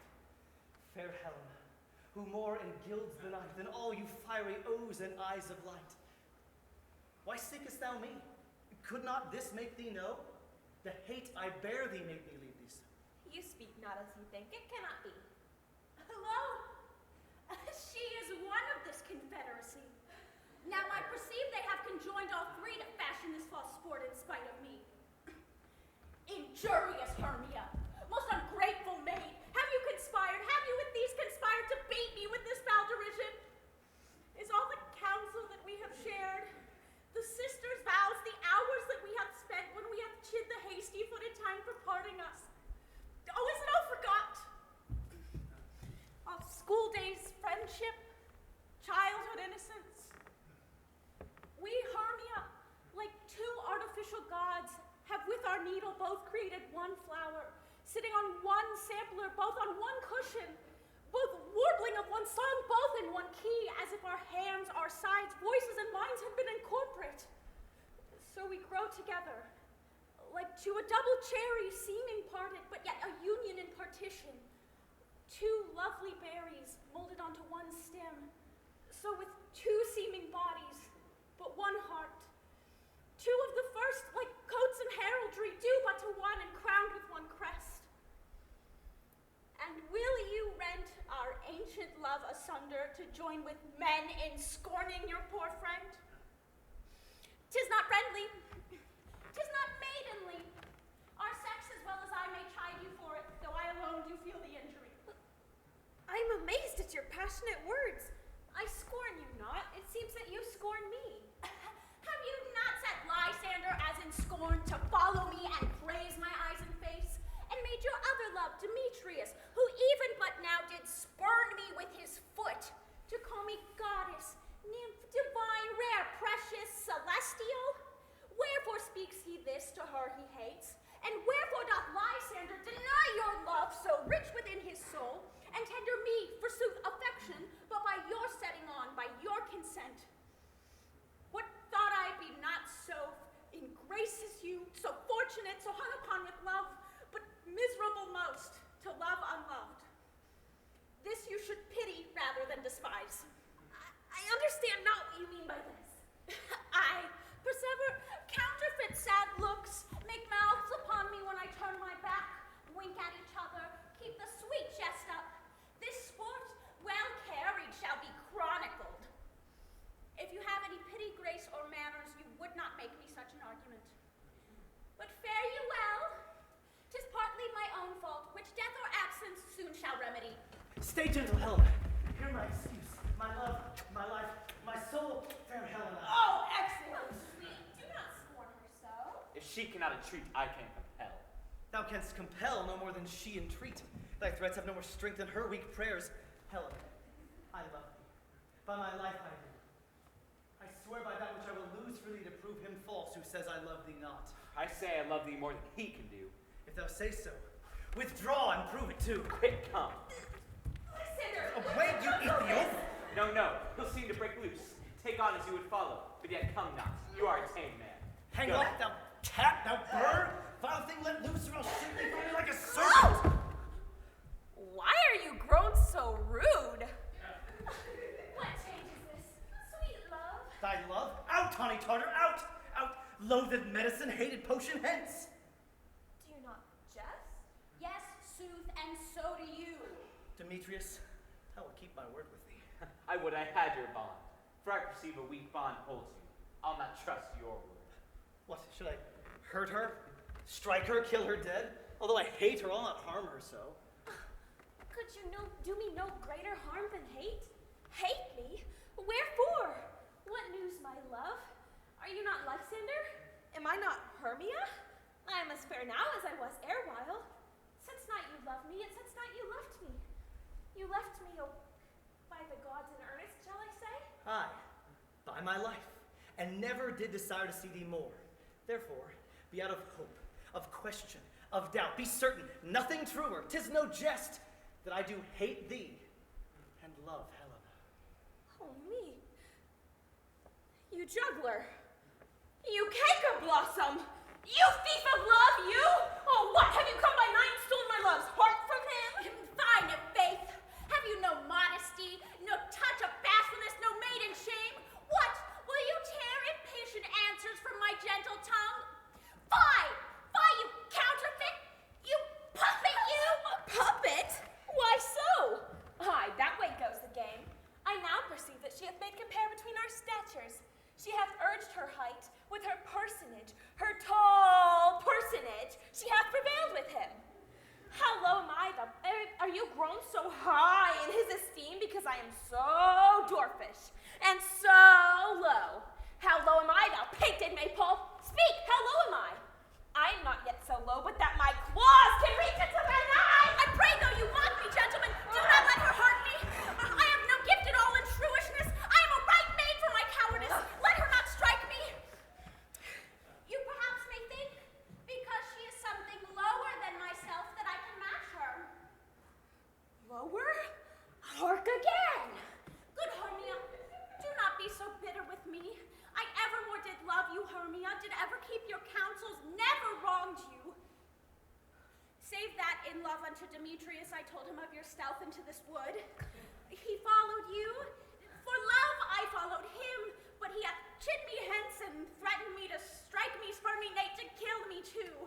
And now, so you will let me quiet go, to Athens will I bear my folly back and follow you no further. Let me go. You see how simple and how fond I am. Oh, why get you gone? Who is that keeps you here? A foolish heart that I leave here behind. Oh, what? With Lysander? With Demetrius. Be not afraid. She shall not harm thee, Helena. No, sir, she shall not, though you take her part. Oh, when she is angry, she is keen and shrewd. She was a vixen when she went to school, and though she be but little, she is fierce. Little again! Nothing but low and little. Why will you suffer her to flout me thus? Oh, let me come to her! Did you gone, you dwarf, you minimus, hindering not brass made you beat, you acorn? You were too officious in her behalf that scorned her services. Let her alone, speak not of Helena. Take not her part, for if thou dost intend never so little show of love to her, thou shalt abide it. Now she holds me not. Now follow if thou darest, to try whose right of thine or mine is most in Helena. Follow, nay, I'll go with thee, cheek by jowl. You, mistress. All this coil is long of you. Go not back! I do not trust you! I no longer stay in your cursed company. Your hands than mine are quicker for a fray. My legs are longer, though, to run away. I am amazed and know not what to say.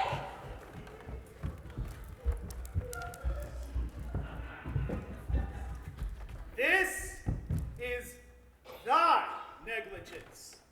Still thou mistakest, or else thou committest thy knaveries willfully. Believe me, King of Shadows, I mistook. But did not you tell me I should know the man by the Athenian garments he had on? And so far blameless proves my enterprises that I have anointed in Athenians' eyes, and so far I am glad it so did sort that this their janglings I esteem a sport. Thou seest these lovers seek a place to fight. Hie, therefore, Robin, overcast a night, the starry welkin cover thou anon with drooping fog, his black, his Acheron, and lead these testy rivals so astray as one come not within another's way. Like to Lysander, sometime frame thy tongue, then stir Demetrius up with bitter wrong, and sometime rail thou like Demetrius. And from each other look thou lead them thus, till o'er their brows death counterfeiting sleep, with leaden legs and batty wings doth creep. Then crush this herb into Lysander's eye, whose liquor hath this virtuous property to take from thence all error with his might, and make his eyeballs roll with wonted sight. When they next wake, all this derision shall seem a dream and fruitless vision, and back to Athens shall the lovers wend, with league whose date till death shall never end. Whilst I in this affair do thee employ, I'll to my queen and beg her Indian boy, and then I will her charmed eye release from monsters' view, and all things shall be peace. My fair lord, this must be done with haste, for night-swift dragons cut the clouds full fast, and Aurora's harbinger, at whose approach ghosts wandering here and there troop home to churchyards, already to their wormy beds are gone. For fear lest should they look their shames upon, they will flee themselves, exiled from light, and must for aye consort with black-browed night. But we are spirits of another sort. I, with the morning's love, have oft made sport, and like a forester, the groves may tread, even to the eastern gate, all fiery red, opening on Neptune with fair blessed beams, turns to the yellow gold his salt green streams. But notwithstanding, haste, make no delay, we may effect this business yet ere day.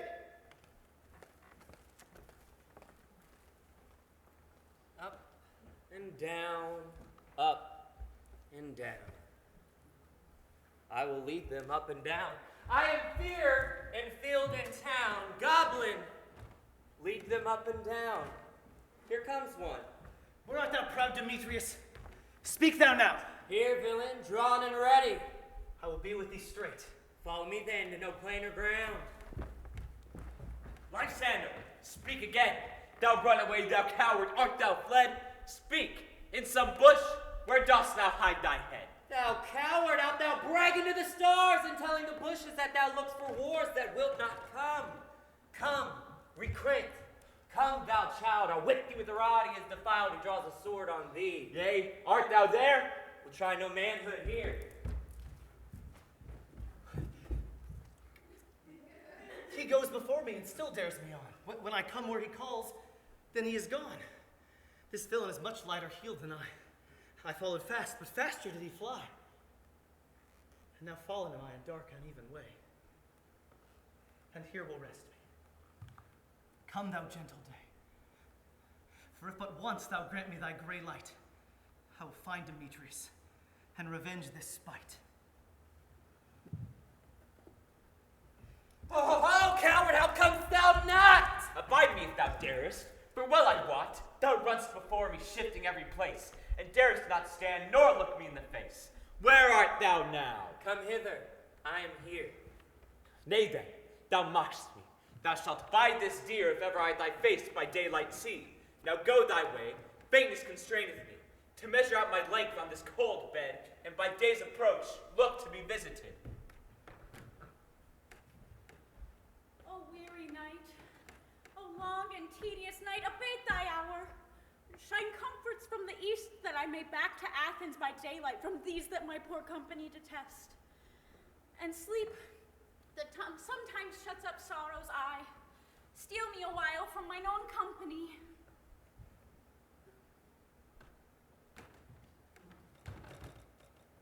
Yet but three. Come one more. Two of both kinds make up four, and here she comes, cursed and sad. Cupid is a knavish lad, thus to make poor females mad. Never so weary, never so in woe, bedabbled with two and torn by briars. I can no further crawl, no further go. My legs can keep no pace with my desires. Oh, rest me here till the break of day. Heaven's shield Lysander if they mean a fray. On the ground, sleep sound. I'll apply to your eye, gentle lover's remedy. When thou wakest, thou takest true delight in thy former lady's eyes. In the country proverb known, that ever in the waking shall be shown, Jack shall have Jill, naught shall go ill. The man shall have his mare again, and all shall be well.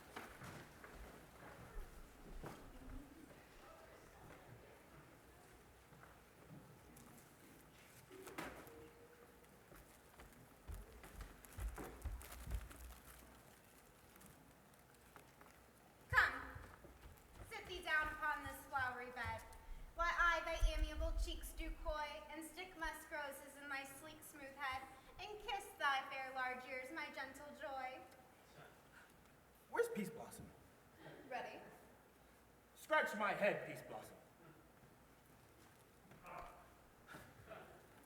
Where's Cobweb? Ready. Get you your weapon in your hand, and kill me a red-hip humblebee at the top of the thistle. And good monsieur, bring me the honey bag. Do not fray yourself too much in the action, monsieur. And good monsieur, have a care the honey bag break not. Oh, I would be loath to have you overflown with a honey bag, senor. Oof. Where's Monsieur Mustard Seed? Ready. Pray you, give me your neath, monsieur. What's your will? Nothing, but to help carve you cobweb but to scratch.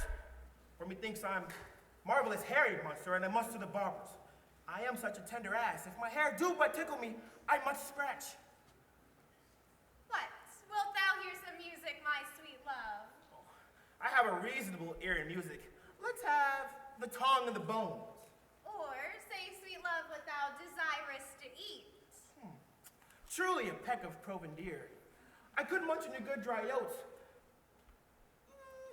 But I have a desire to a bottle of hay. Sweet hay. Good hay. Hath no fellow. I have a venturous fairy that shall seek the squirrel's hoard and fetch thee new nuts. I've had a rather handful or two of your dried peas, but I pray you, let none of your people stir me. Oh, I have an exposition of sleep come upon me. Oh. Sleep thou, and I will wind thee in my arms. Fairies, be gone, and be always away. So doth the woodbine the sweet honeysuckle gently entwist. The female ivy so enrings the barky fingers of the elm. Oh, how I love thee. Oh, how I dote on thee.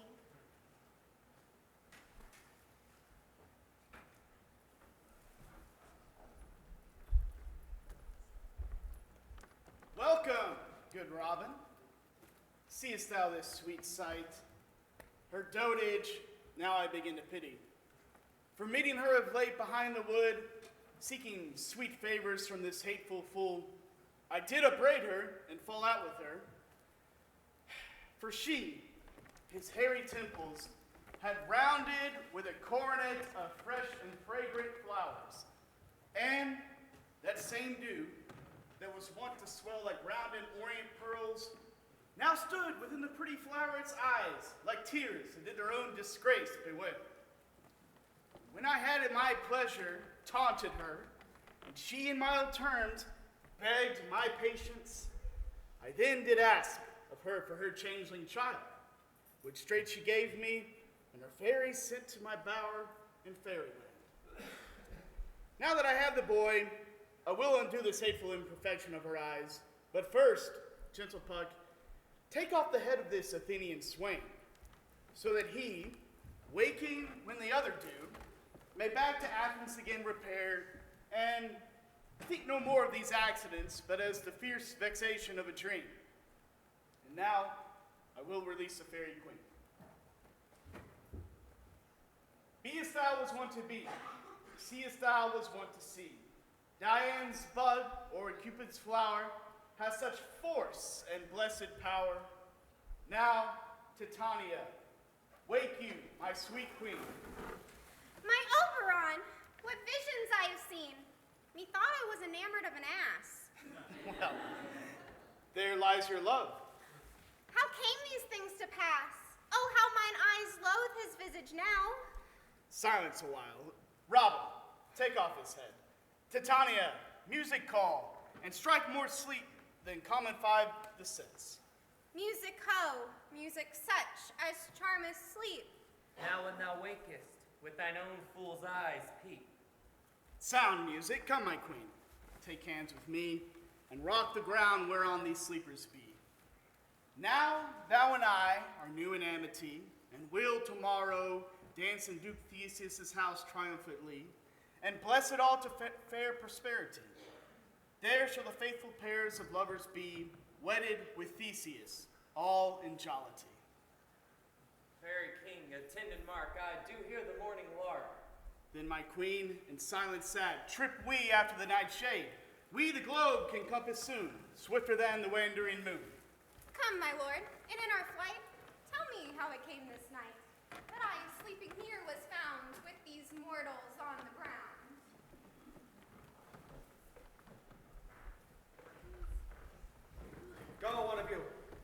out the forester.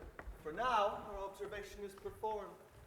And since we have the wayward of day, my love shall hear the music of my hounds and couple in the western valley. Go, I say, and find out the forester. We will, fair queen, up to the mountain's top, and mark the musical confusion of hounds and echo in conjunction. I was with Hercules and Cadmus once, where in a wood of Crete they bayed the bear. Never did I hear such gallant chiding, for besides the groves, the skies, the fountains, and every region near, all seemed one mutual cry. Never did I hear such musical a discord, such sweet a thunder. My hounds are bred out of the Spartan kind, so flued, so sanded, and their heads are hung with ears that sweep away the morning dew. Crook-kneed and dew-lapped like Thessalian bulls, slow in pursuit, but matched in mouth like bells, each under each. A cry more tunable was never hollow tune, nor cheered with horn in Crete, nor Sparta, nor Thessaly. Judge when you hear. But soft, what nymphs are these? My lord, this is my daughter lying here asleep. And this, Lysander. This Demetrius is, and this Helena, old Netter's Helena. I wonder of their being here together. No doubt they rose up early in observation of the rite of May, and hearing our intent came in grace our solemnity. But speak, Aegeus, is not this the day that Hermia should give answer to her choice? It is, my lord. Go, bid the huntsmen wake them with their horns.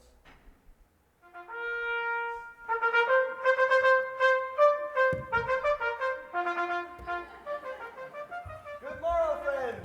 St. Valentine's is past. Begin these wood birds but to couple now? Pardon, my lord. I pray you all stand up. I know you two are rival enemies. How comes this gentle concord in the world that hatred is so far from jealousy, to sleep by hate and fear no enmity? My lord, I shall reply amazedly, half sleeping, half waking, but as yet I swear I cannot truly say how I came here. But as I think, for truly would I speak, and now do I bethink me, so it is. I came with Hermia hither. Our intent was to be gone from Athens, where we might, without the peril of Athenian law. Enough! Enough, my lord, you have enough! I beg the law upon his head. They would have stolen away, Demetrius, they would, thereby defeating you and me. You of your wife, and me of my consent. Of my consent that she should be your wife. My lord, fair Helen, told me of their stealth, of this their purpose hitherto this wood, and I in fury hither followed them. Fair Helen, in fancy following me. But, my lord, I wot not by what power, but by some power it is. My love to Hermia, melted as the snow seems to me now, as a remembrance of an idle god which in my childhood I did dote upon, and all the faith, the virtue of my heart, is only Helen. To her, my lord, is I betrothed ere I saw Hermia. But like in sickness did I loathe this food, but as in health come to my natural taste. Now I do wish it, love it, long for it, and will forevermore be true to it. Lovers, you are fortunately met. Of this discourse we will more here anon. Aegeus, I will overbear your will, for in the temple by and by with us, these couples shall eternally be knit. And for the morning is now something worn, our purposed hunting shall be set aside. Away with us to Athens, 3 and 3, we shall hold a feast in great solemnity. Come, Hippolyta.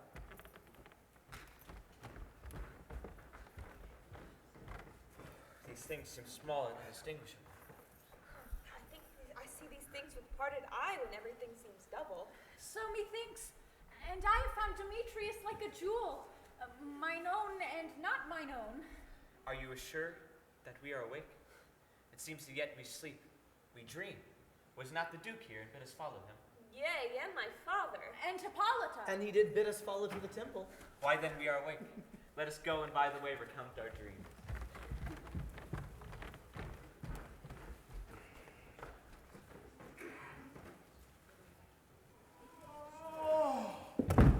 When my cue comes, call me, and I will answer my nextest most fair. Pyramus, Peter Quince, flute the bellows bender, snout the tinker, starveling. Gods, my life, stolen hence and left me asleep. Ooh, I've had a most rare vision. I've had a dream. Ooh, past the wit of a man to say what dream it was. Man is but a patch fool if you go about to expound his dream. Methought I was, I don't know, there is no man can tell what. Methought I was, and methought I had. Man is but an ass if you go about to say what methought I had. The eye of man hath not heard, the ear of man hath not seen, man's hands not able to taste, nor his tongue to conceive, or his heart to report what my dream was. I will get Peter Quince to write a ballad of his dream. And it shall be called Bottom's Dream, because it hath no bottom. And I will sing it at the latter end of the play, before the Duke, pre-adventure. And to make it the more gracious, I shall sing it at her death.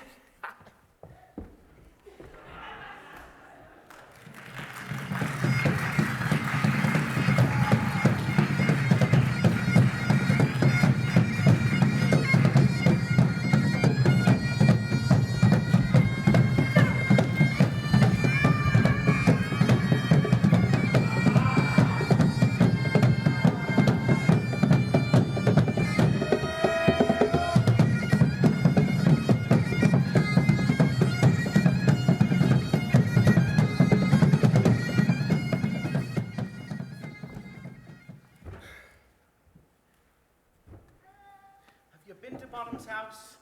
Has he come home yet? He has not been heard of. I doubt he is transported. It comes not.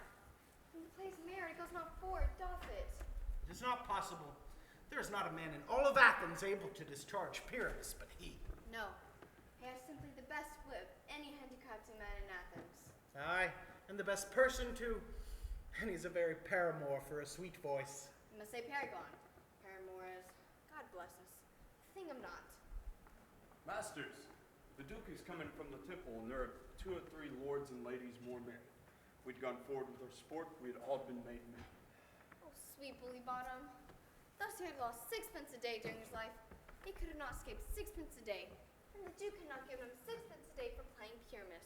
I'll be hanged. He would have deserved it. 6pence a day in playing Pyramus or nothing.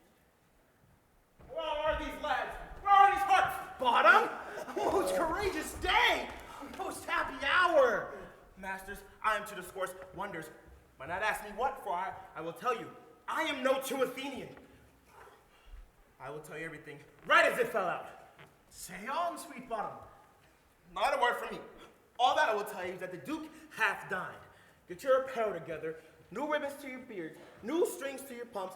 Meet presently at the palace. Every man look over his part, for the long and the short is our place preferred. In any case, let Thisbe have clean linen, and let not him that plays the lion tear his nails, for they shall hang over the claws. And most dear actors eat no onions nor garlic, for we are to utter sweet breaths. And I do not doubt, but to hear them say, "This is a sweet comedy." No way, go away.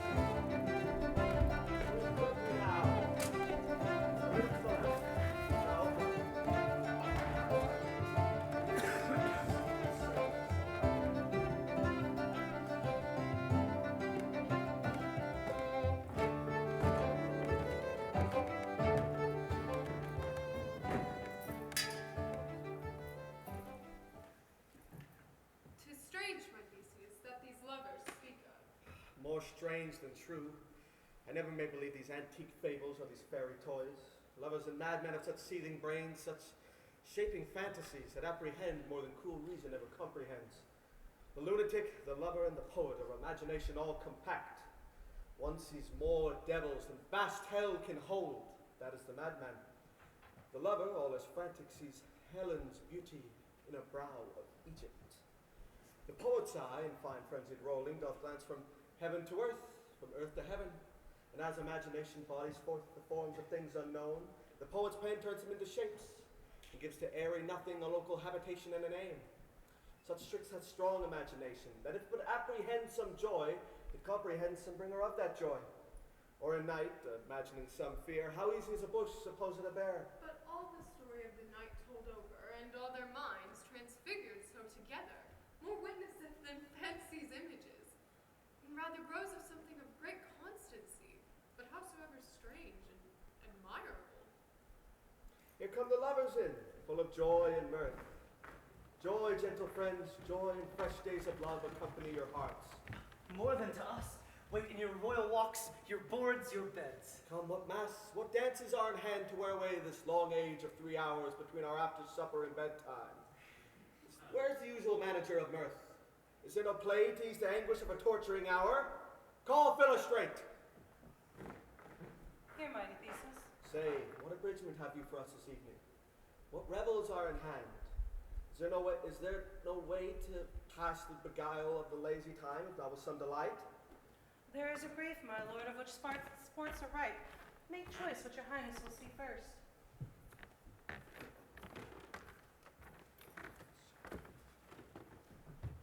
The Battle of the Centaurs, to be sung by an Athenian eunuch to the harp. Well, none of that. That I have told, my beauteous love, and the glory of my kinsman Hercules. See here, the riot of the tipsy Bacchanals tearing the Thracian singer in their rage. That is an old device, and was played when I last came from Thebes a conqueror. Let's see. The thrice three muses, mourning for the death of learning, late deceased in beggary. That is some satire, keen and critical, not suiting of a nuptial ceremony. See here, a tedious brief scene of young Pyramus and his lover Thisbe, very tragical mirth. Merry and tragical, tedious and brief. That is hot ice and wondrous strange snow. How shall we find concord of this discord? Their play there is, my lord, some 10 words long, and is as brief as I have known a play, but by 10 words, my lord, it is too long, and thus it is tedious. And wherein there is not one player fitted, one word apt, and tragical, my noble lord, therein Pyramus doth kill himself, which when I watched rehearse, my eyes did water, but no merrier tears did laugher ever cause. What are they that do play it? Hard-handed men that here in Athens, that never labored till now in their minds against their untold memories against your nuptials. Then we will hear it. No, my noble lord, it is not for you. I have heard it over. It is nothing in the world, unless you find sport in their intense, extremely stretched and con to do you service. I will hear that play, but never anything can be amiss when simpleness and duty tender it. Go, bring them in, and take your places, ladies. I love not to see the wretchedness overcharged and duty to service perishing. Why, gentle, sweet, you shall see no such thing. They say they can do nothing in this kind. The kind are we to give them thanks for nothing. Our sport shall be to take what they mistake, and what poor duty cannot do, noble respect takes in might, not merit. For I have come, great clerks, at purpose to greet me with premeditated welcomes. For I have seen them shiver and look pale, make periods in the midst of their sentences, thought of their practiced accents, and in conclusion dumbly have broke off, not paying me a welcome. Trust me, sweet, out of this silence should I pick the welcome, and in the modesty of fearful duty, I read as much from the rattling tongue of saucy and audacious eloquence. Love, therefore, and tongue-tied simplicity speak most to my capacity. So please your lord, the prologue is addressed. Let him approach.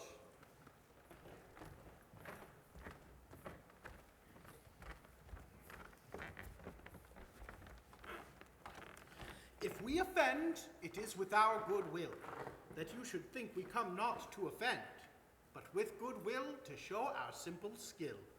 That is the true beginning of our end. Consider then, we come not in despite. We do not come as minded to contest you. Our true intent is all for your delight. We are not here that you should here repent you. The actors are at hand, and by their show, you shall know all that you are like to know. This fellow doth not stand upon points. He hath rid this prologue like a rough colt. He knows not the stop. A good moral, my lord. It is not enough to speak, but to speak true. Indeed, he hath played on his prologue like a child on a recorder. A sound, but not in government. His speech is like a tangled chain, nothing impaired, but all disordered. Who is next?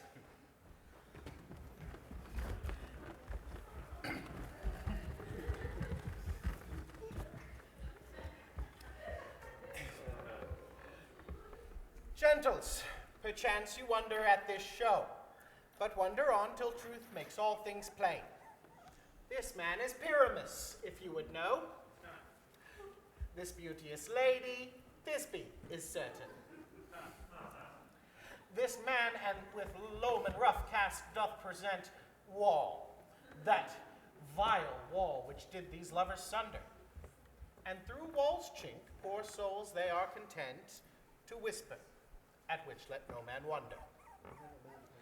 This man with lanthorn, dog, and bush of thorn presenteth moonshine, for if you will know, by moonshine did these lovers think no scorn, to meet at Ninus tomb, there to woo. This grisly beast, which Lion hight by name, the trusty Thisbe coming first by night, did scare away, or rather did affright. And as she fled, her mantle she did fall, which Lion vile with bloody mouth did stain. Anon comes Pyramus, sweet youth and tall, and finds his trusty Thisbe's mantle slain. Whereat with bloody blameful blade, he bravely broached his boiling bloody breast. And Thisbe, tarrying in mulberry shade, his dagger drew and died. For all the rest, let Lion, moonshine, Wall, and lovers twain at large discourse, while here they do remain. I wonder if the lion be to speak. No wonder, my lord. One line may when many asses do.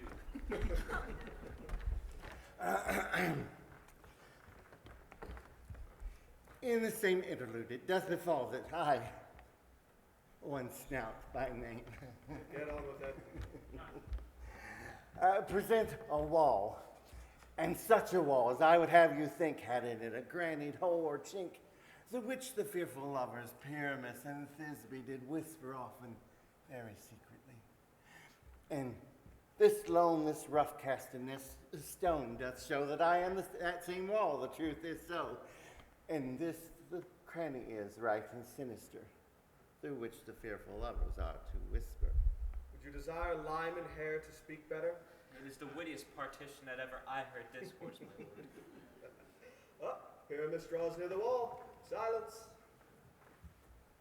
Oh, grim-looked night. Oh, night, with hue so black. Oh, night, whichever our twin day is not. Oh, night, alack, alack, alack. I fear my Thisbe's promises forgot. And though a wall, oh, sweet, oh, lovely wall, that stands between her father's grounded mind.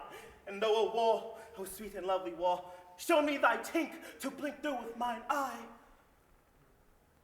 Oh, thanks, courteous wall. Don't mention it. Jove shield thee well for this. But what see I? No Thisbe do I see.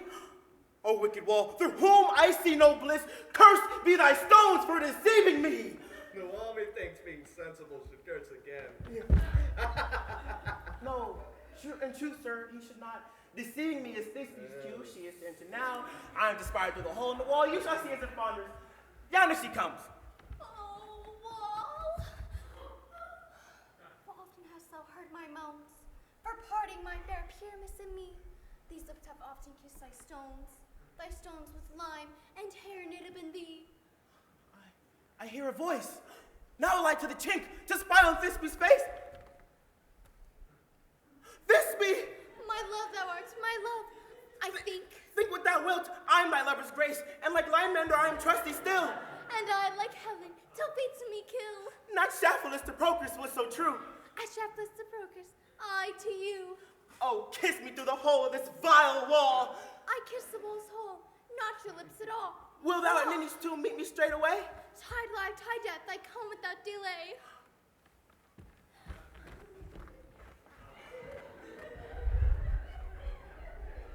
And thus have I, Wall, my part discharged so.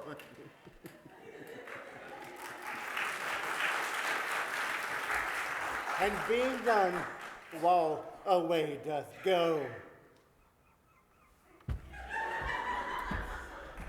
Now is the mural down between the two neighbors. No remedy, my lord, when walls are so willful to hear without warning. This is the silliest stuff that ever I heard. The best in this kind are but shadows, and the worst are no worse if imagination amend them. It must be your imagination then, and not theirs. We imagine no better of them than they themselves. They may pass for excellent men. Here come two noble beasts, a man and a lion. You, ladies, you whose gentle hearts do fear, the smallest monstrous mouse that creeps on floor, may now perchance both quake and tremble here. When lion rough in wildest rage doth roar, then know that I, one snug the joiner, am no lion's fell, no lion's dam. For if I should, as lion come in strife, into this place, 'twere pity on my life. A very gentle beast of good conscience. The very best at a beast, my lord, that ever I saw. This lion is a very fox for his valor. True, and a goose for his discretion. Not so, for his valor cannot carry his discretion, and the fox carries the goose. His discretion, I am sure, cannot carry his valor, as the goose carries not the fox. It is well, leave it to his discretion, and let us listen to the moon. This lanthorn doth the horn moon represent. He should have worn the horns on his head. He is no crescent, and its horns are hidden within the circumference.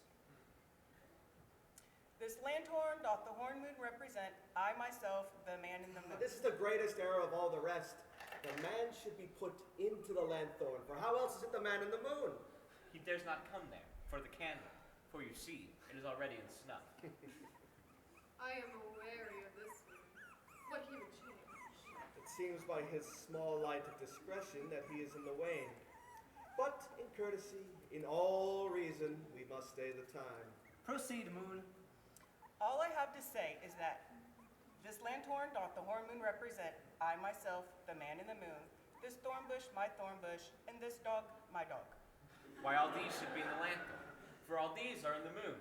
But silence, here comes Thisbe. This is Onini's tomb. Where is my love? Well roared, lion. Well run, Thisbe. Well shone, moon. Truly the moon shines with good grace. Well mouthed. Well moused, lion. And so the lion vanished. And then along came Pyrrhus. Sweet moon, I thank thee for shining now so bright. Thank thee, moon, for thy gracious golden glittering gleams. I trust to take of truest this sight. But stay, O spite, mark poor night, what dreadful dole is here? O dainty dove, oh dear, thy mental good, stained with blood, approach ye furies fell, cut thread and thrum, crown, crush, conclude, and quail. His passion and the death of a dear friend would go near to make a man look sad. Beshrew my heart, but I pity the man. Oh, wherefore nature didst thou lie in frame, since lion hath deflowered my dear, which is, which was the fairest that lived, that loved, that looked with cheer. Come, tears confound, out sword and wound the pap of Paramis, I, thy left pap, where heart doth hop.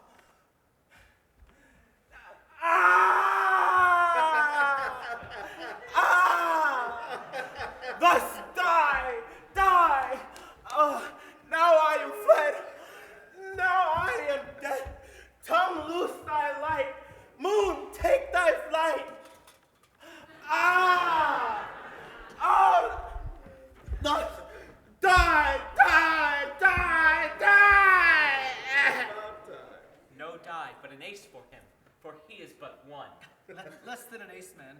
he is dead.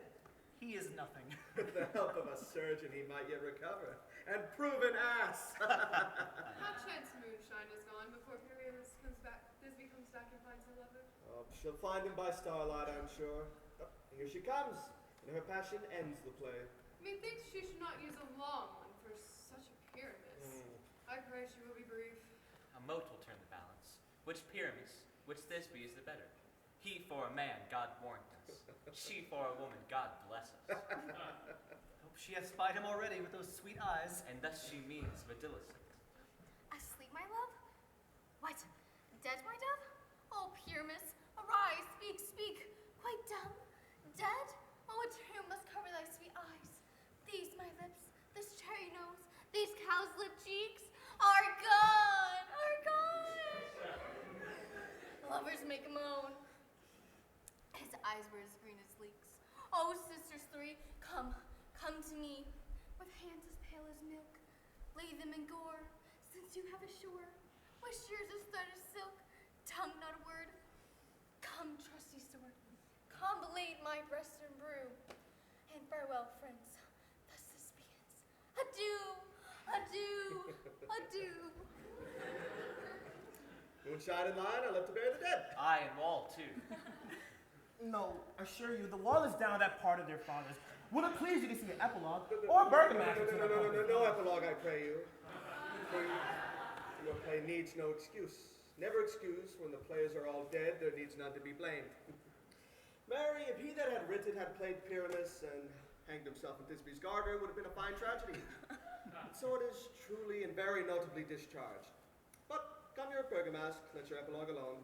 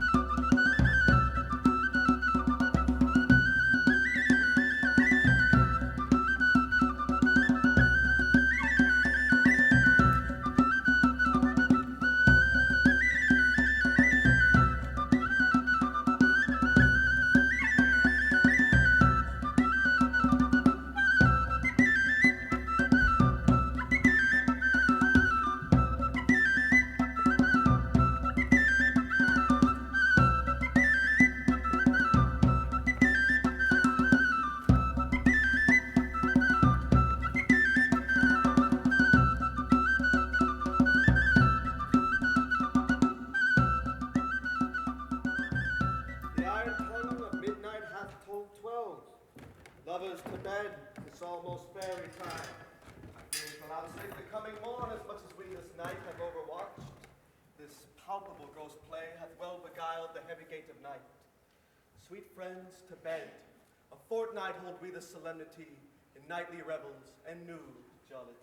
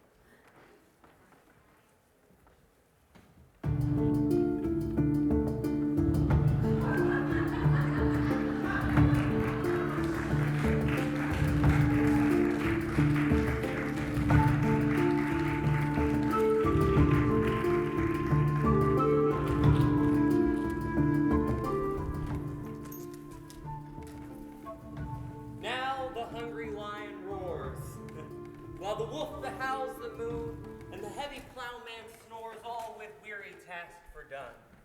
Now the wasted brands do glow, while the screeched owl, screeching loud, puts the wretch that lies in woe in remembrance of the shroud.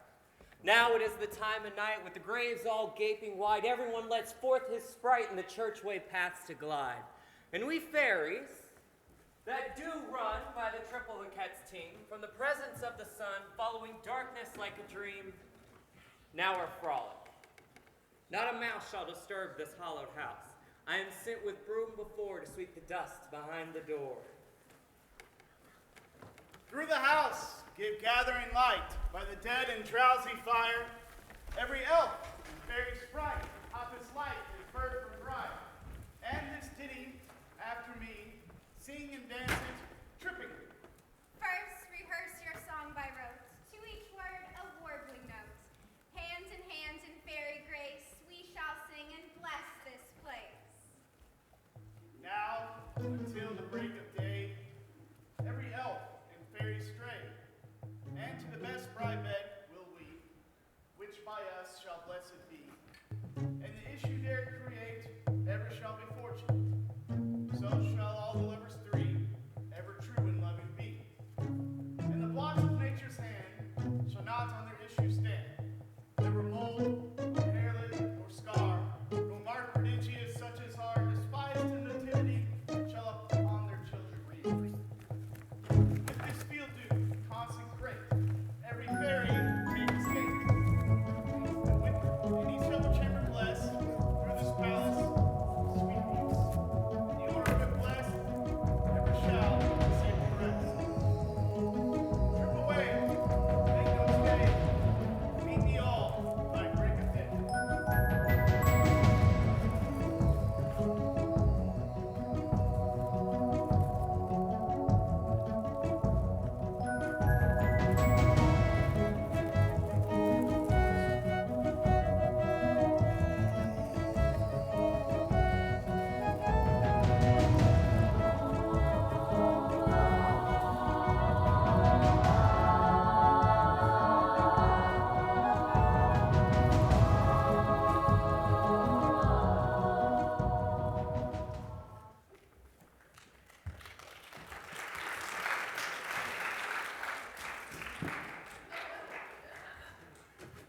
If we shadows have offended, think but this, and all is mended.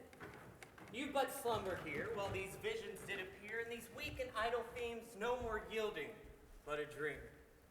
Gentles, do not reprehend. If you pardon, we will mend. And as I am an honest puck, if we have unearned luck, else escape the serpent's tongue, we will make amends ere long. Else the puck a liar call. So good night unto you all. Give me your hands, if we be friends, and Robin shall restore amends.